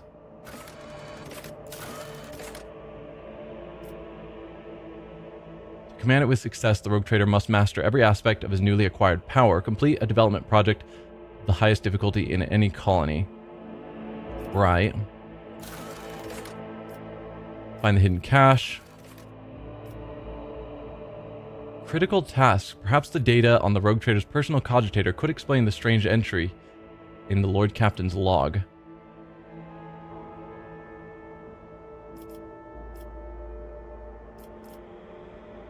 Okay. Something to do on the bridge, apparently. I think we are done here.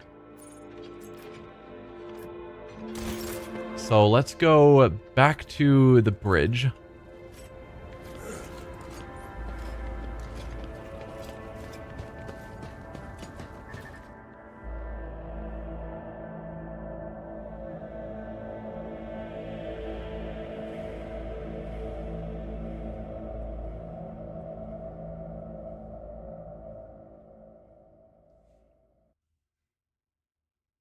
See if anything interesting happens on the bridge.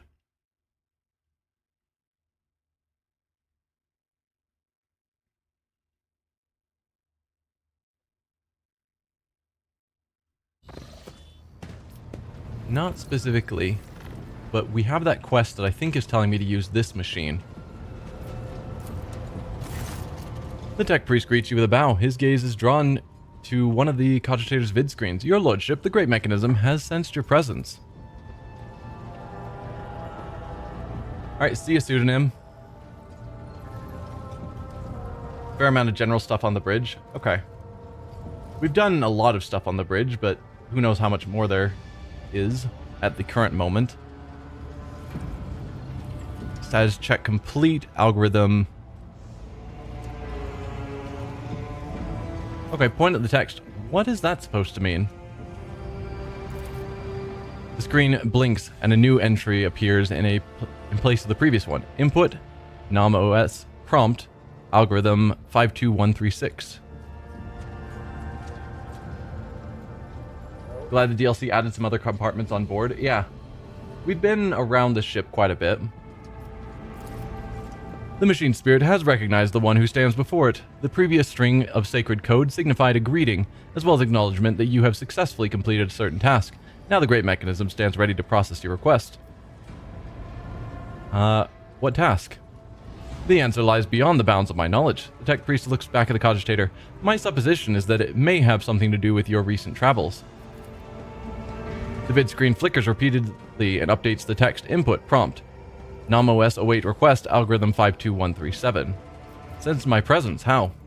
The mechanism was molded in the forges of the Adeptus Mechanicus so that it might serve the rogue trader. It was in your presence that its machine spirit first manifested itself, a miracle of the Omnissiah and a testament to his glory. Enough of this. I wish to inquire about something else. The tech priest bows. Hand the Dargonus data bank to the tech priest. Access the data from Dargonus. With reverent trepidation, the tech priest accepts the device from your hands and places it inside one of the drives, all the while honoring the machine with modulating binaric prayer. The turbines within the cogitator stir into motion and the vid screen lights up. Input pack comp. Nom OS stab true. Stat check init. Nom OS unpack epitaph status initiated. Data reg 0924558847. The tech priest extracts the data slate from the cogitator and gives it to you. The machine spirit has revealed the contents of the encrypted data, and I hereby pass it to you. This is where I reach the limit of my authorization, but you now have the option to review the decrypted data personally. We received Theodore von Valentius's personal notes. Okay. Data deleted, entry damaged. Rogue trader, likely a lackey. It is humiliating and dispiriting to put up with the part of an errand servant to an imperious madman vested with even greater power than that of any rogue trader. Alas, when one side of these scales holds my pride and the other the fate of the Von Valentius Protectorate and my entire bloodline, choice becomes a futile illusion. It would be far too naive of me not to prepare for the worst. Epitaph will decide the future of the Expanse as a whole, but I have some time at my disposal until then. Heirs with the Von Valentius blood in them will soon be located and brought to me. I cannot afford to delay the choice of successor any longer. Epitaph. That was one of the words that the cogitator, the computer, stated. Yeah? Epitaph.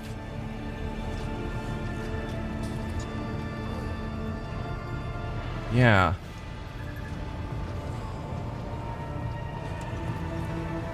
They treat... That note treats Epitaph like a name. Epitaph will decide the future of the Expanse as a whole. So who or what is Epitaph, I guess, is currently an unknown. We will find out more when we get the other data slate from Kiava Gamma, I'm sure. Let's see if Abelard has anything to say. He's been involved in quite a bit. Captain. Nope. Lord Captain. What about Sauerback, since we've agreed to honor her family? Nope. Alright. Probably no one has anything particularly new or exciting to say at the moment, it seems.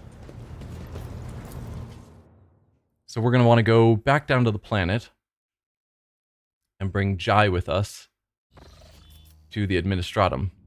Terrible news from Dargonus, Lord Captain. A subsidiary hive city, Scorpion 84249, has been destroyed in a series of cascading failures.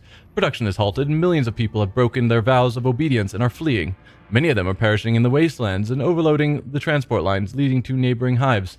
The surrounding residential sectors are becoming increasingly agitated by the influx of refugees. What is your directive regarding the distribution of these refugees? What is the cause of the catastrophe? It is still unclear. The noble houses are casting blame on one another. Agents of the esteemed Achilles Scalander, stationed in Scorpion 84249, died heroically while trying to save the population from this disaster. Their final reports mentioned some vulnerabilities in the industrial sectors of the lower hive, but did not go into further detail. All your servants are currently too busy dealing with the consequences of the crisis to investigate its causes. What say my advisors? The death of Achilles' agents troubles me. It may not be a coincidence. Until the cause of the disaster can be concretely established, I would avoid letting refugees into other hives. There may be saboteurs among them. I recommend setting up prohibitive cordons where the refugees can be contained in the wasteland between the hives. The Emperor bids us to face the often cruel stroke of fate with dignity. If the other hives do not wish to accept the unfortunate victims of this tragedy, then let the victims themselves teach those living in the hives a lesson in resilience and humility. I'm sure the ecclesiarchy will aid the refugees in constructing camps to survive out in the wastelands and establish a community of proud desert-dwelling martyrs. Such harsh conditions will be a crucible of fortitude and fearlessness, this tragedy a feat of spirit.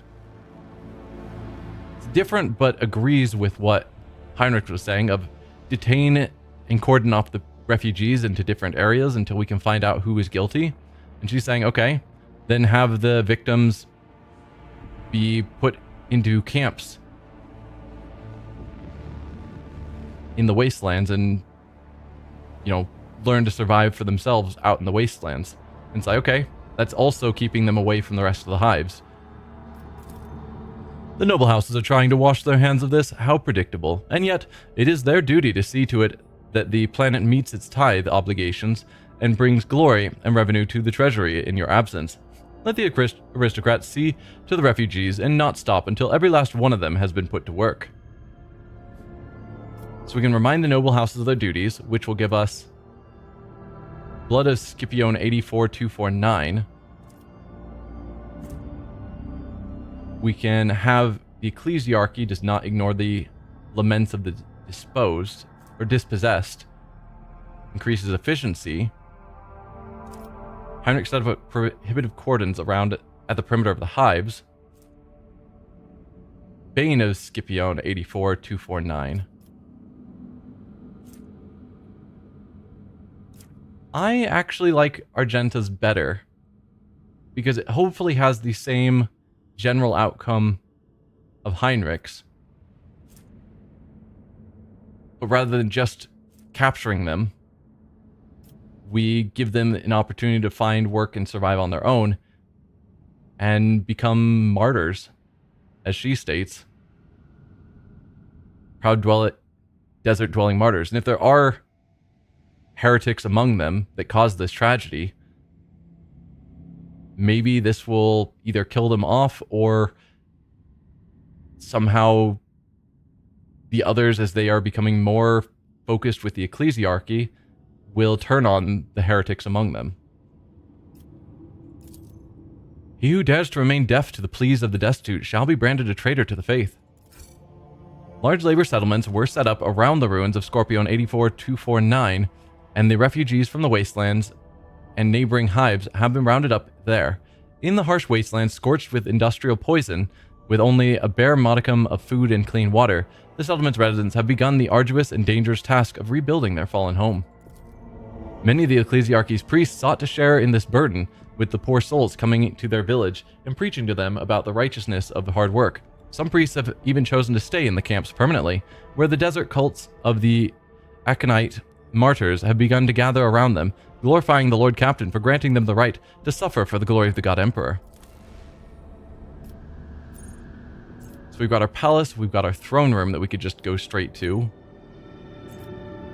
Or go to the administratum. Ooh, projects. Definitely projects. A new hive city will be established on top of the ruins of Scipione 84249. So is Scipion 84249 a city on Dargonus? I think that's what I'm reading. I don't think I've picked that up before. I thought it was like a planet itself.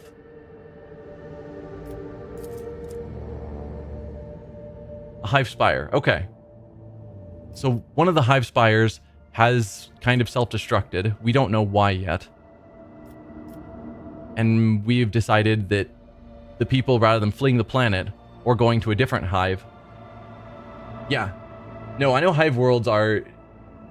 It's basically... Wow,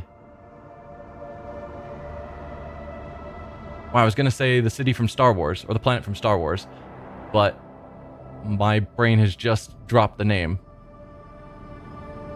But yeah, basically the entire planet has gotten so overpopulated that the whole planet itself is just cities that go way into the sky. Coruscant, there's the word, yeah. It's basically Coruscant, where you just have these giant mega cities that are covering the entire surface of the planet. And at the tops you have the aristocrats, the nobles, etc. And then the bottom levels is just pollution and slums and the various hive workers. And apparently someone down there did something that caused it to collapse.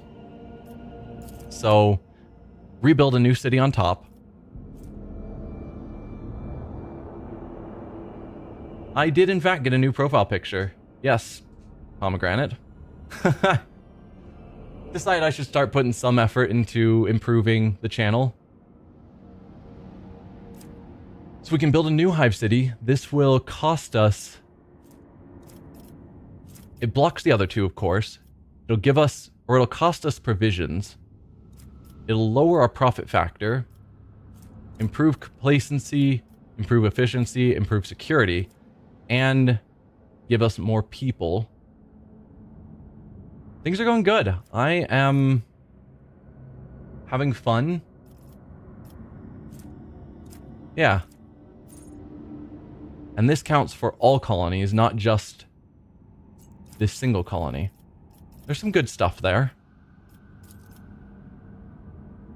How are you, Pomegranate? Palace Extasiums will be constructed on top of the ruins of Scipion 84249 for the aristocracy. The dead and dying will fertilize the gardens that will ring these pleasure chambers. Huh. That's good. So, build a new city or turn this into a pleasure facility for the aristocracy, where they use the dead and dying from there to fertilize the mega gardens of this pleasure chamber. All of that feels very hedonistic and gross. It costs 2 people.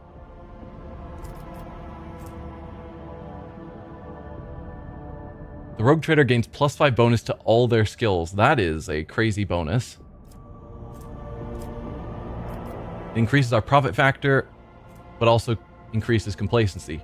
But these are specifically just for this location, not everywhere. We can go Emporium. Surviving spine of Scipion 84249 will be rebuilt into a space elevator.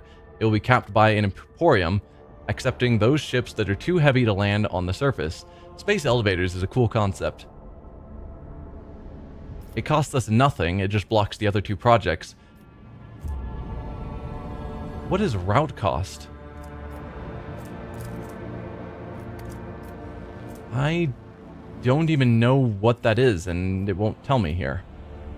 But it makes route costs cost 2 more, or go down by 2, whatever that means. Profit factor would go up by 1, security goes down by 1, just here.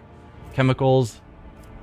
So we gain A chemicals, we gain weapons, we gain efficiency, and we gain a mechanism. Well, yeah.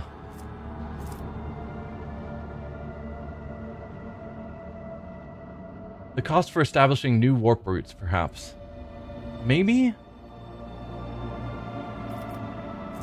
I mean, warp routes just seem to happen, and we can spend the navigation points that are at the bottom to make things safer, but it's always just one cost to make a route safer.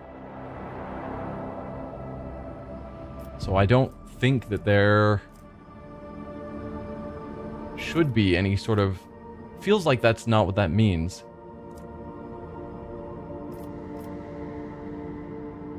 Honestly, hadn't paid attention to that line. Yeah. Like, of these, I don't mind the Emporium. That sounds fine. Use the surviving spine of the city to rebuild it into a space elevator is a cool idea. But I really like this one.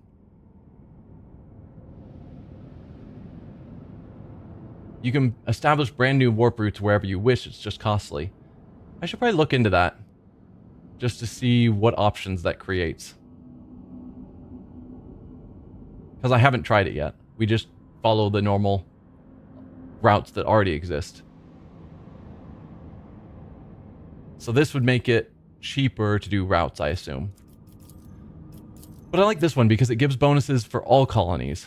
And so rather than just making a single colony slightly better, making all colonies better feels good. Costing provisions, I've got quite a few. That's not a major cost. Lowering my profit factor by 1 kind of sucks, but 1 isn't a huge amount. And I don't know how people really helps.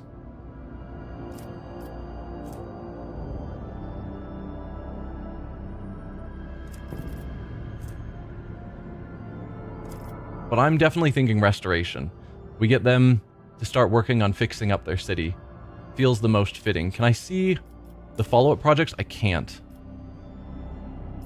So I can't see what comes next after I choose these. But yeah, I think we'll go restoration. Definitely not this one. That one just feels bad all around. The +5 is nice, but no.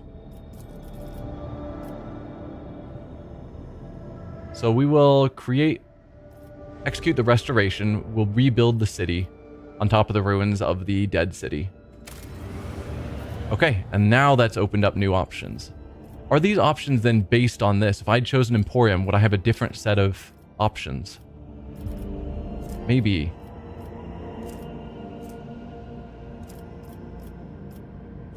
I guess we'll look at what is available here after we finish restoration.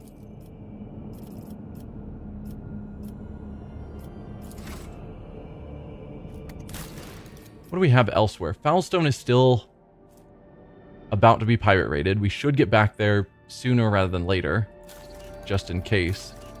And I don't think we can work on any of these other projects because we need more relationships. Although perhaps I should put some effort into trying to work on these relationships. Anyway, back to Dargonus. We want to go to the Administratum, and we need to take Jai with us. And so they're already putting her in the team. She's an operative, which is the same role that Pascal has.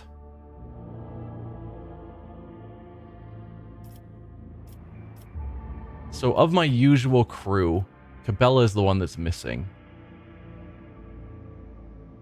That's probably fine. Again, Cabela is not the most capable in combat. And being a DLC character, she doesn't always mesh into every story either. Though they've done a good job of making her have lines in a lot of the main story. But I'm fine leaving her out here. Although, part of me wants to have Heinrichs here as well.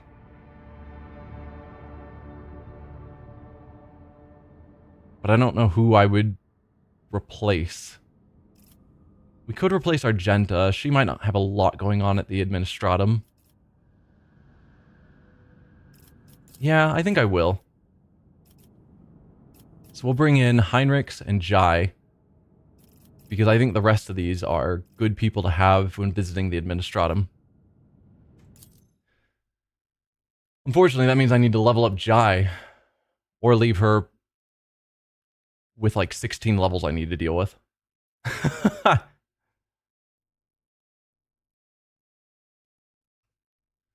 I probably shouldn't ignore even the people I never use. I probably should level them up so I don't have to go through this many levels all at once.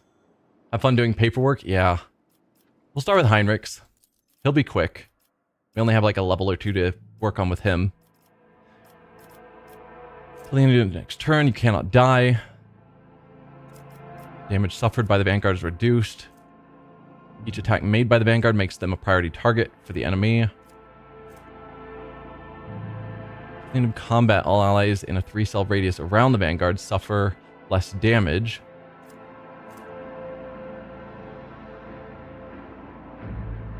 I think boosting your allies is fine. And sure, we'll give you the Sanguine Siphon that I've been ignoring for ages. Why not? Alright. Oh, we haven't even chosen her her secondary archetype, and everyone else is nearly done. Like 2/3 done with their archetype. Oh dear. Alright, what do we know about you, Jai, since I never use you? She is primarily a ranged combatant. 114 in lore Imperium? That is insane. Commerce, tech use.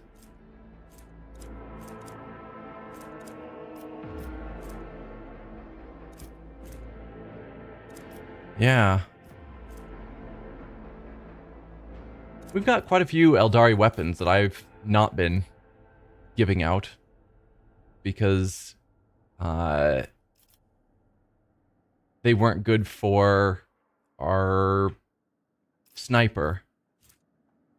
But potentially some of them would be good here.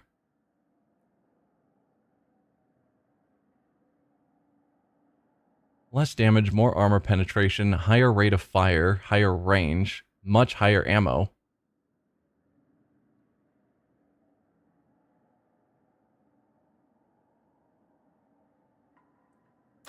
Yeah, I'll replace your primary weapon with that one.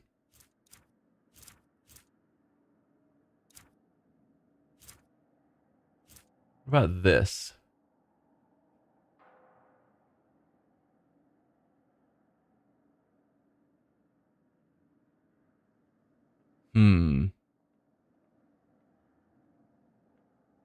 Probably not. I do like the toxin, but not enough to make the switch.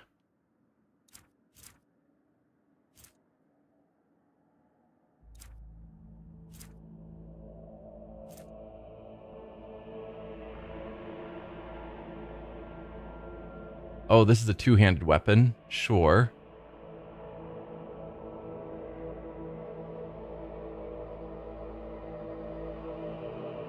This is in every way better than your Eldari chainsword.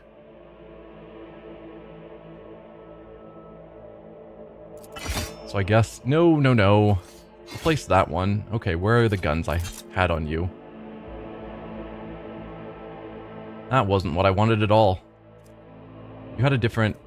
It wasn't one of these basic shuriken pistols.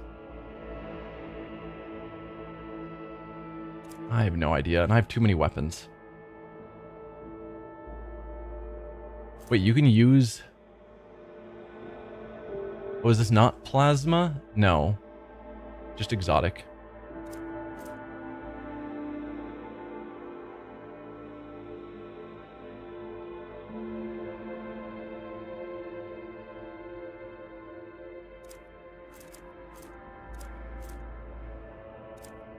I have no idea what she had on her. Splinter pistol, maybe?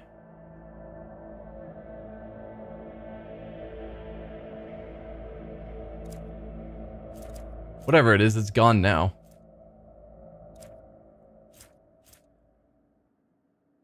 It's a two-handed. Let's see. Shuriken pistol does 6 to 10, rate of fire 7.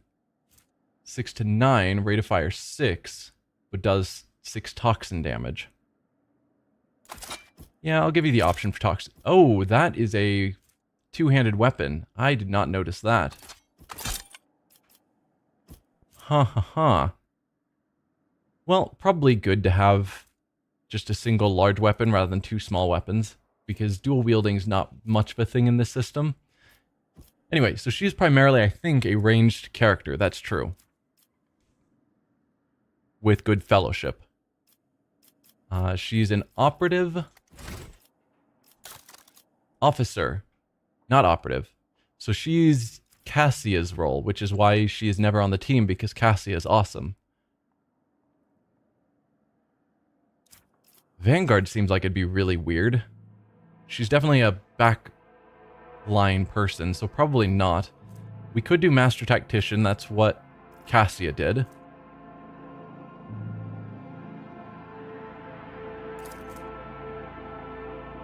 Fellowship of Ballistics.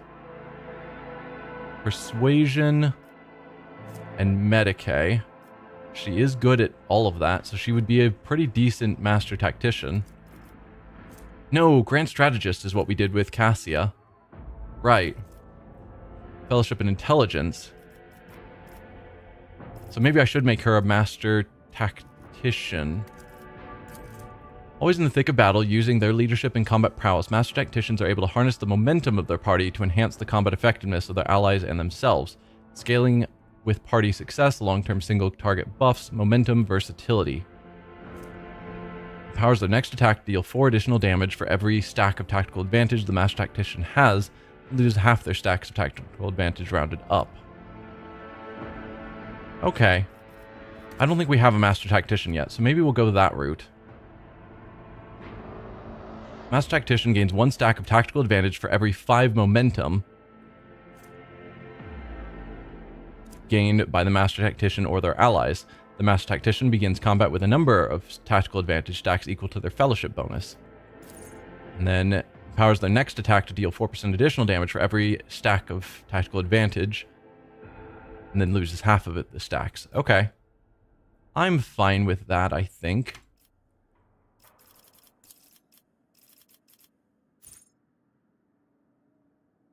Man, I'm going to finish up the stream just leveling her up and not be able to do anything. Target gains 5% damage and 5% additional damage for every 10 stacks of tactical advantage the Master Tactician has, but Master Tactician loses half their tactical advantage rounded up. This effect stacks and lasts until the end of combat. Yeah, too much thinking. If the target uses a heroic act before the beginning of the Master Tactician's next turn, they gain plus 25 momentum.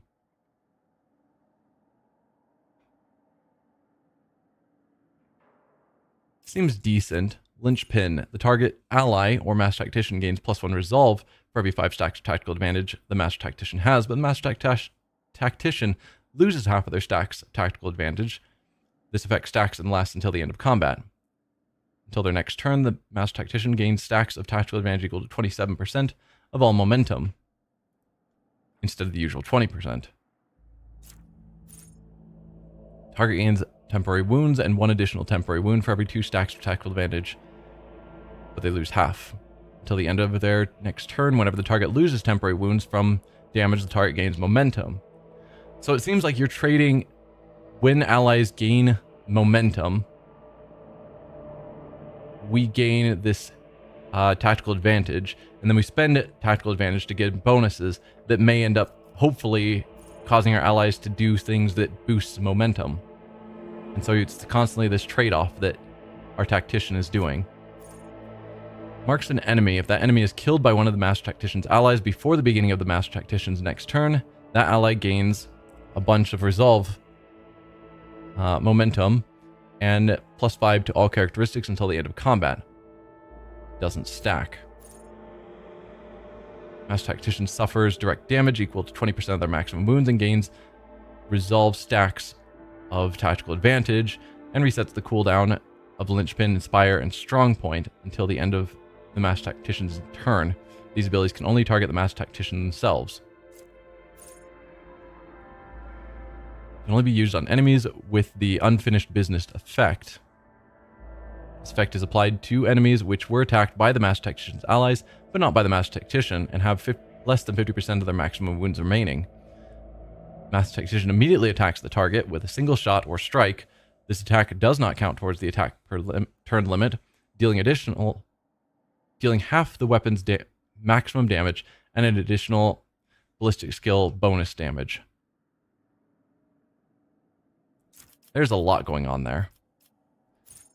I like assign objective, where we're trying to focus down an enemy, and then our allies get bonuses, whoever manages to kill them.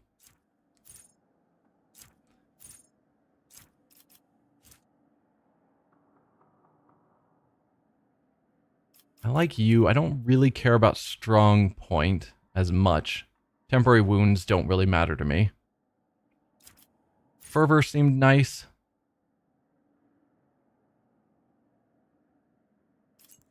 And finish the job seems nice. We'll go with assign objective. Yeah, the rule system has a lot of stacking, interactions, and synergy. That's very true. There's a lot going on, so it takes a bit to read all the options and figure out what the best choices are and how everything's going to connect to each other. So this requires us to have a linchpin, which we don't.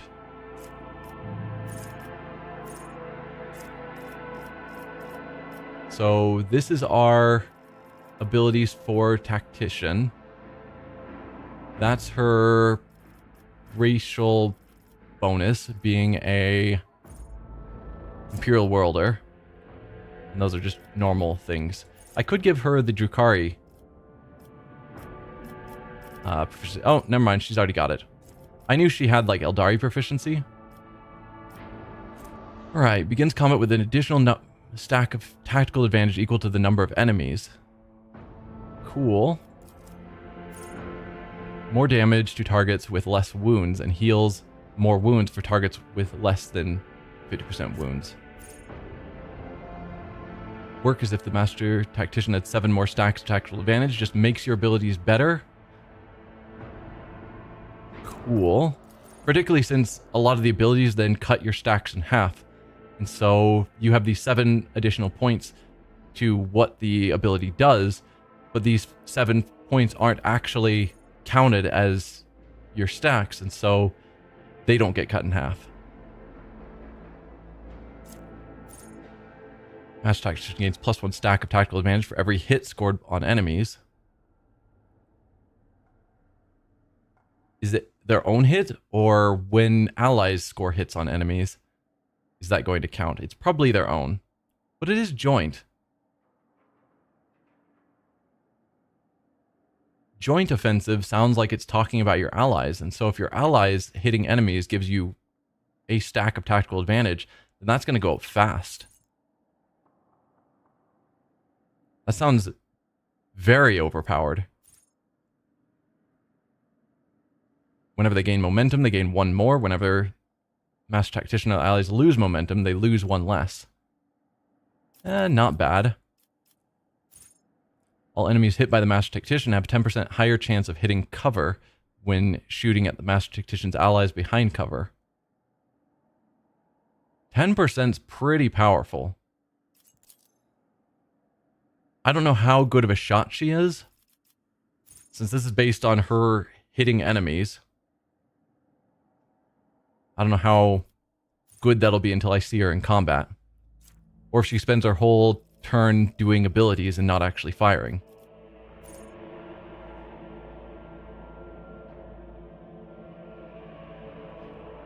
All allies have more dodge against attacks made by allies, deal less damage to allies, and deal less additional damage with critical hits against allies.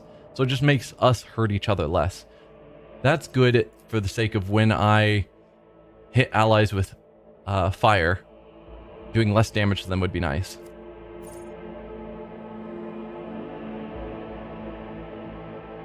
Whenever an ally grants the Master Tactician stacks of tactical advantage, that ally also heals 1 wound. That is crazy.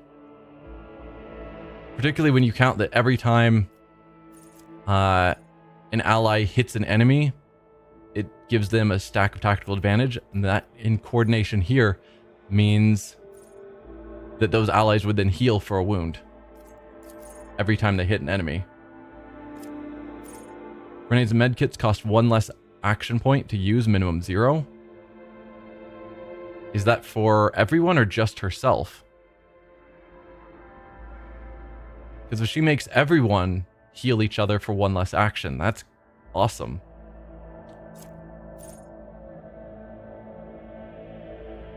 Every critical hit by the Master Tactician grants them momentum equal to resolve divided by 2. I don't think I want to focus on you scoring crits because I don't know how often that'll happen.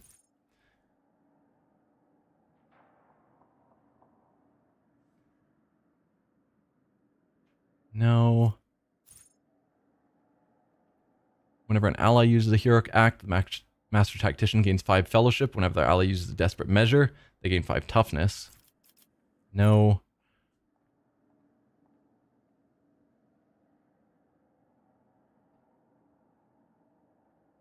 Whenever any consumable is used or reloads a weapon, they gain 2 tactical advantage. Every enemy killed by the Tactician increases the Tactician's resolve by 1 until the end of combat. Sign objective, which we did pick up, also makes the target suffer 7% more damage from any source until the beginning of the Master Tactician's next turn. That works well with the ability we already picked up.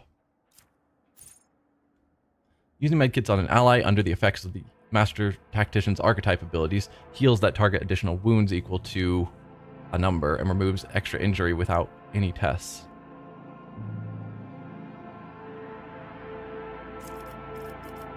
Neat.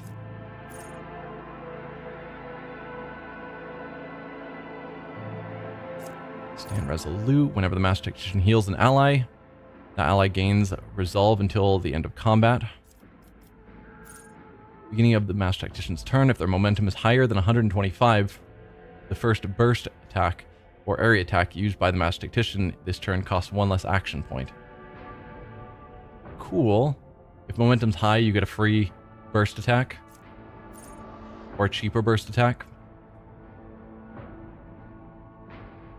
Oh, this one's good. Whenever the Master Tactician reloads a weapon, all allies within 3 cell radius around the Master Tactician also reload their weapons.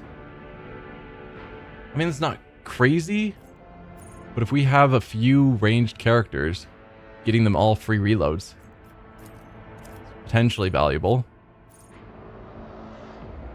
Press the advantage ignores cover and dodge. What was press the advantage?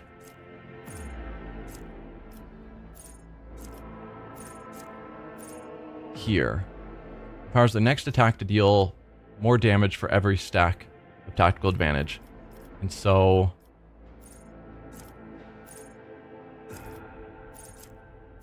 where was it?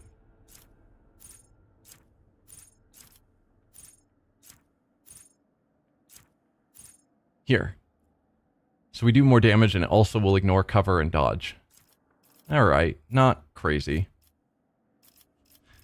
And I don't care about any of that. Alright, so of these,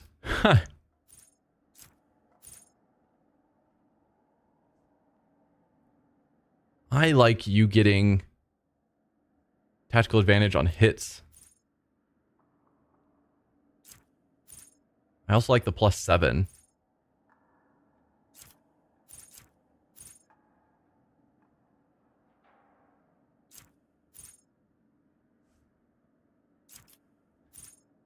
Yeah, I think we're going to go with joint offensive. I think that's powerful from the start. Selects a 3x3 zone on the battlefield. All allies, including the Master Tactician, that have line of sight to any enemies inside the selected zone make an immediate single attack against a random enemy within that zone that they can target with their weapons. Alright. That sounds really, really powerful. This is a bonus on Orchestrated Firestorm, which is not our... Is that our...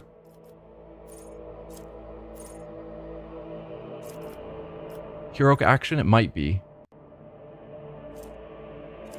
It sounds like a heroic action power. Grants 1 additional AP. Yep, everyone got that. Alright. Now for you, Ballistics and Fellowship.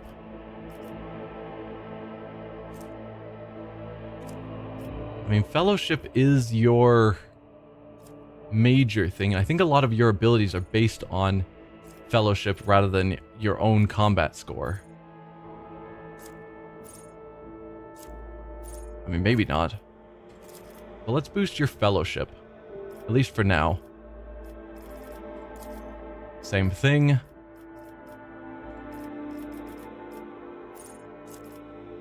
Let's see. Where was the one that makes allies heal?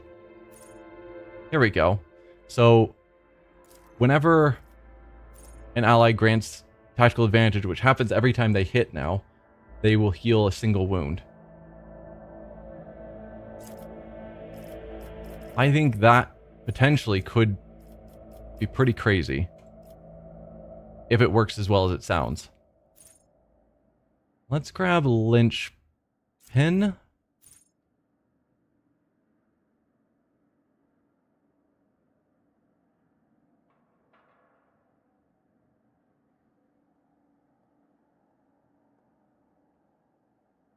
Maybe. Or a free single shot.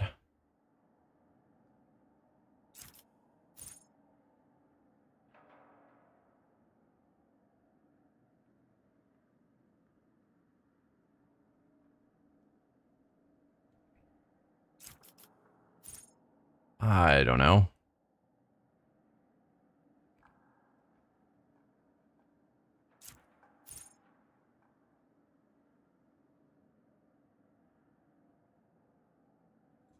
We'll go with linchpin. Alright, then... So we had a couple of the ones that were based on linchpin that I didn't even look at. Now that we have linchpin, now only spends a quarter of the tactical advantage stacks instead of half. Okay. That makes linchpin better if I'm planning to use linchpin. I think there were a couple of others that required linchpin.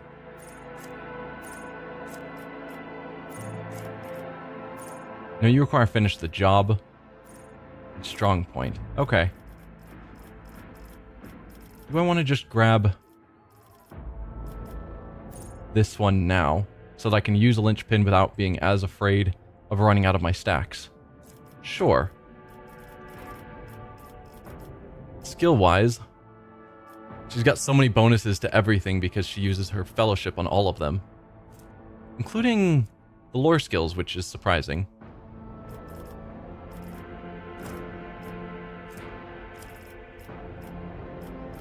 We could give her Medicae. I think Medicae is one of her main skills for this class, and it'll make her better at healing, which sounds good. Persuasion could be nice, but I think her persuasion's already pretty high. Cassia's is certainly great, and I don't think I'm ever going to pull Cassia out of the team. Demolition, no. Lore Imperium is already too good. Carouse doesn't matter. Coercion is already pretty high, and Commerce is already fairly high. We'll go with Medicae. I'm fine with that. We can't boost Fellowship anymore, so we'll grab Ballistic Skill.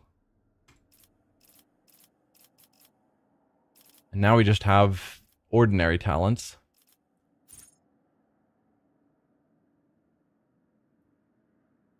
Well, under 40% wounds gain plus 10 bonus to all characteristics and plus 2 resolve. And that plus 2 resolve is going to increase all the things.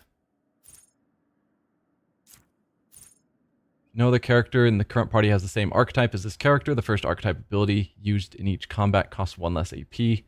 No.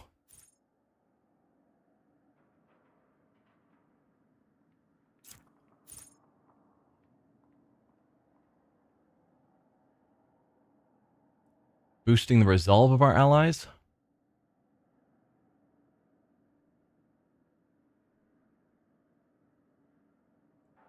Just for 1 round. It's not crazy. I mean, that bonus sounds really good. Something called Better to Die for the Emperor doesn't seem to fit Jai very much because we know she's not super dogmatic. I don't think I care about any of this. I mean, I could arguably grab some of these characteristic bonuses, but no. We'll go better to die for the Emperor.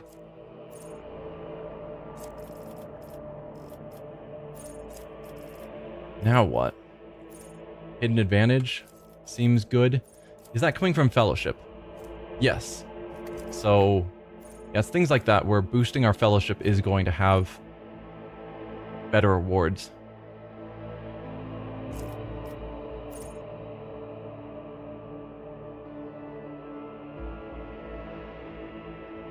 Or we go with Nerves of Steel. Whenever you gain momentum, gain one more. No, because this isn't giving us momentum. I was going to say this one already gives one on every hit. But no. That doesn't stack quite as well as I was hoping there. Because that would have been crazy.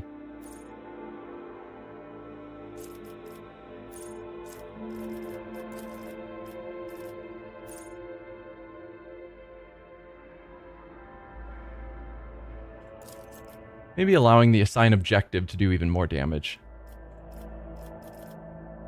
Do we keep boosting Medicae? Or Persuasion? I think Medicae.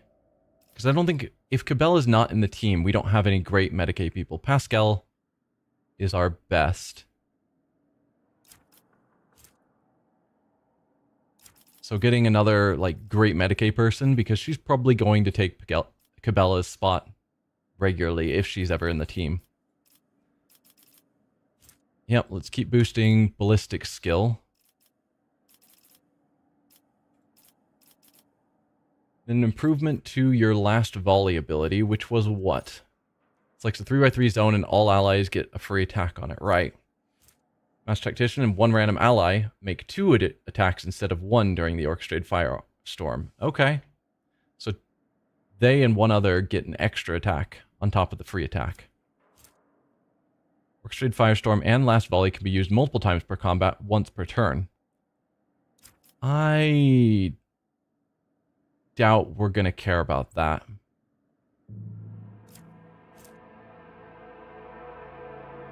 All allies, including the Master Tactician, that have weapons capable of burst attacks, use a burst attack instead of a single attack against enemies as part of the Orchestrated Firestorm and Last Volley. Until the beginning of the Master Tactician's next turn, allies automatically dodge all friendly fire. Okay.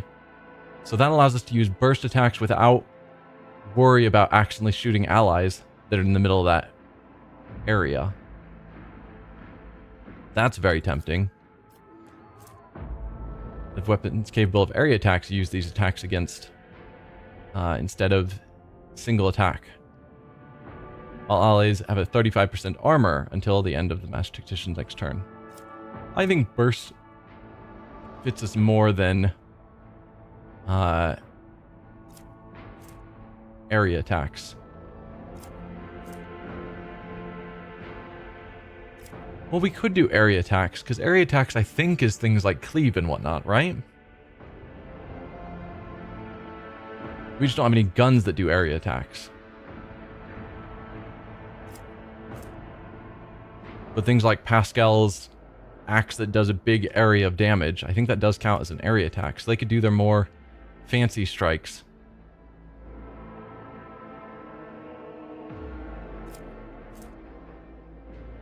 But this would allow herself and Argenta to do burst fire. I think we'll go with burst fire. I'm not certain about the area attacks. And burst fire applies to herself and several other people that have rapid fire weapons. Alright, one more ability.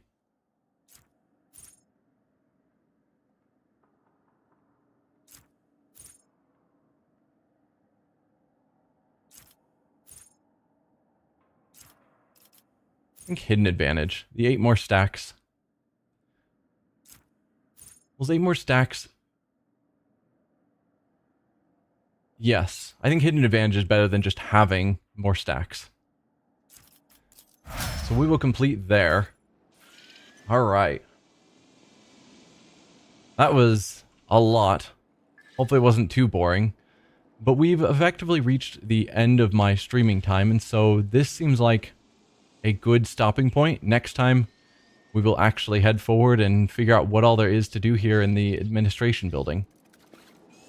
But thanks for watching, everyone, and I will see you next week when we continue. Bye.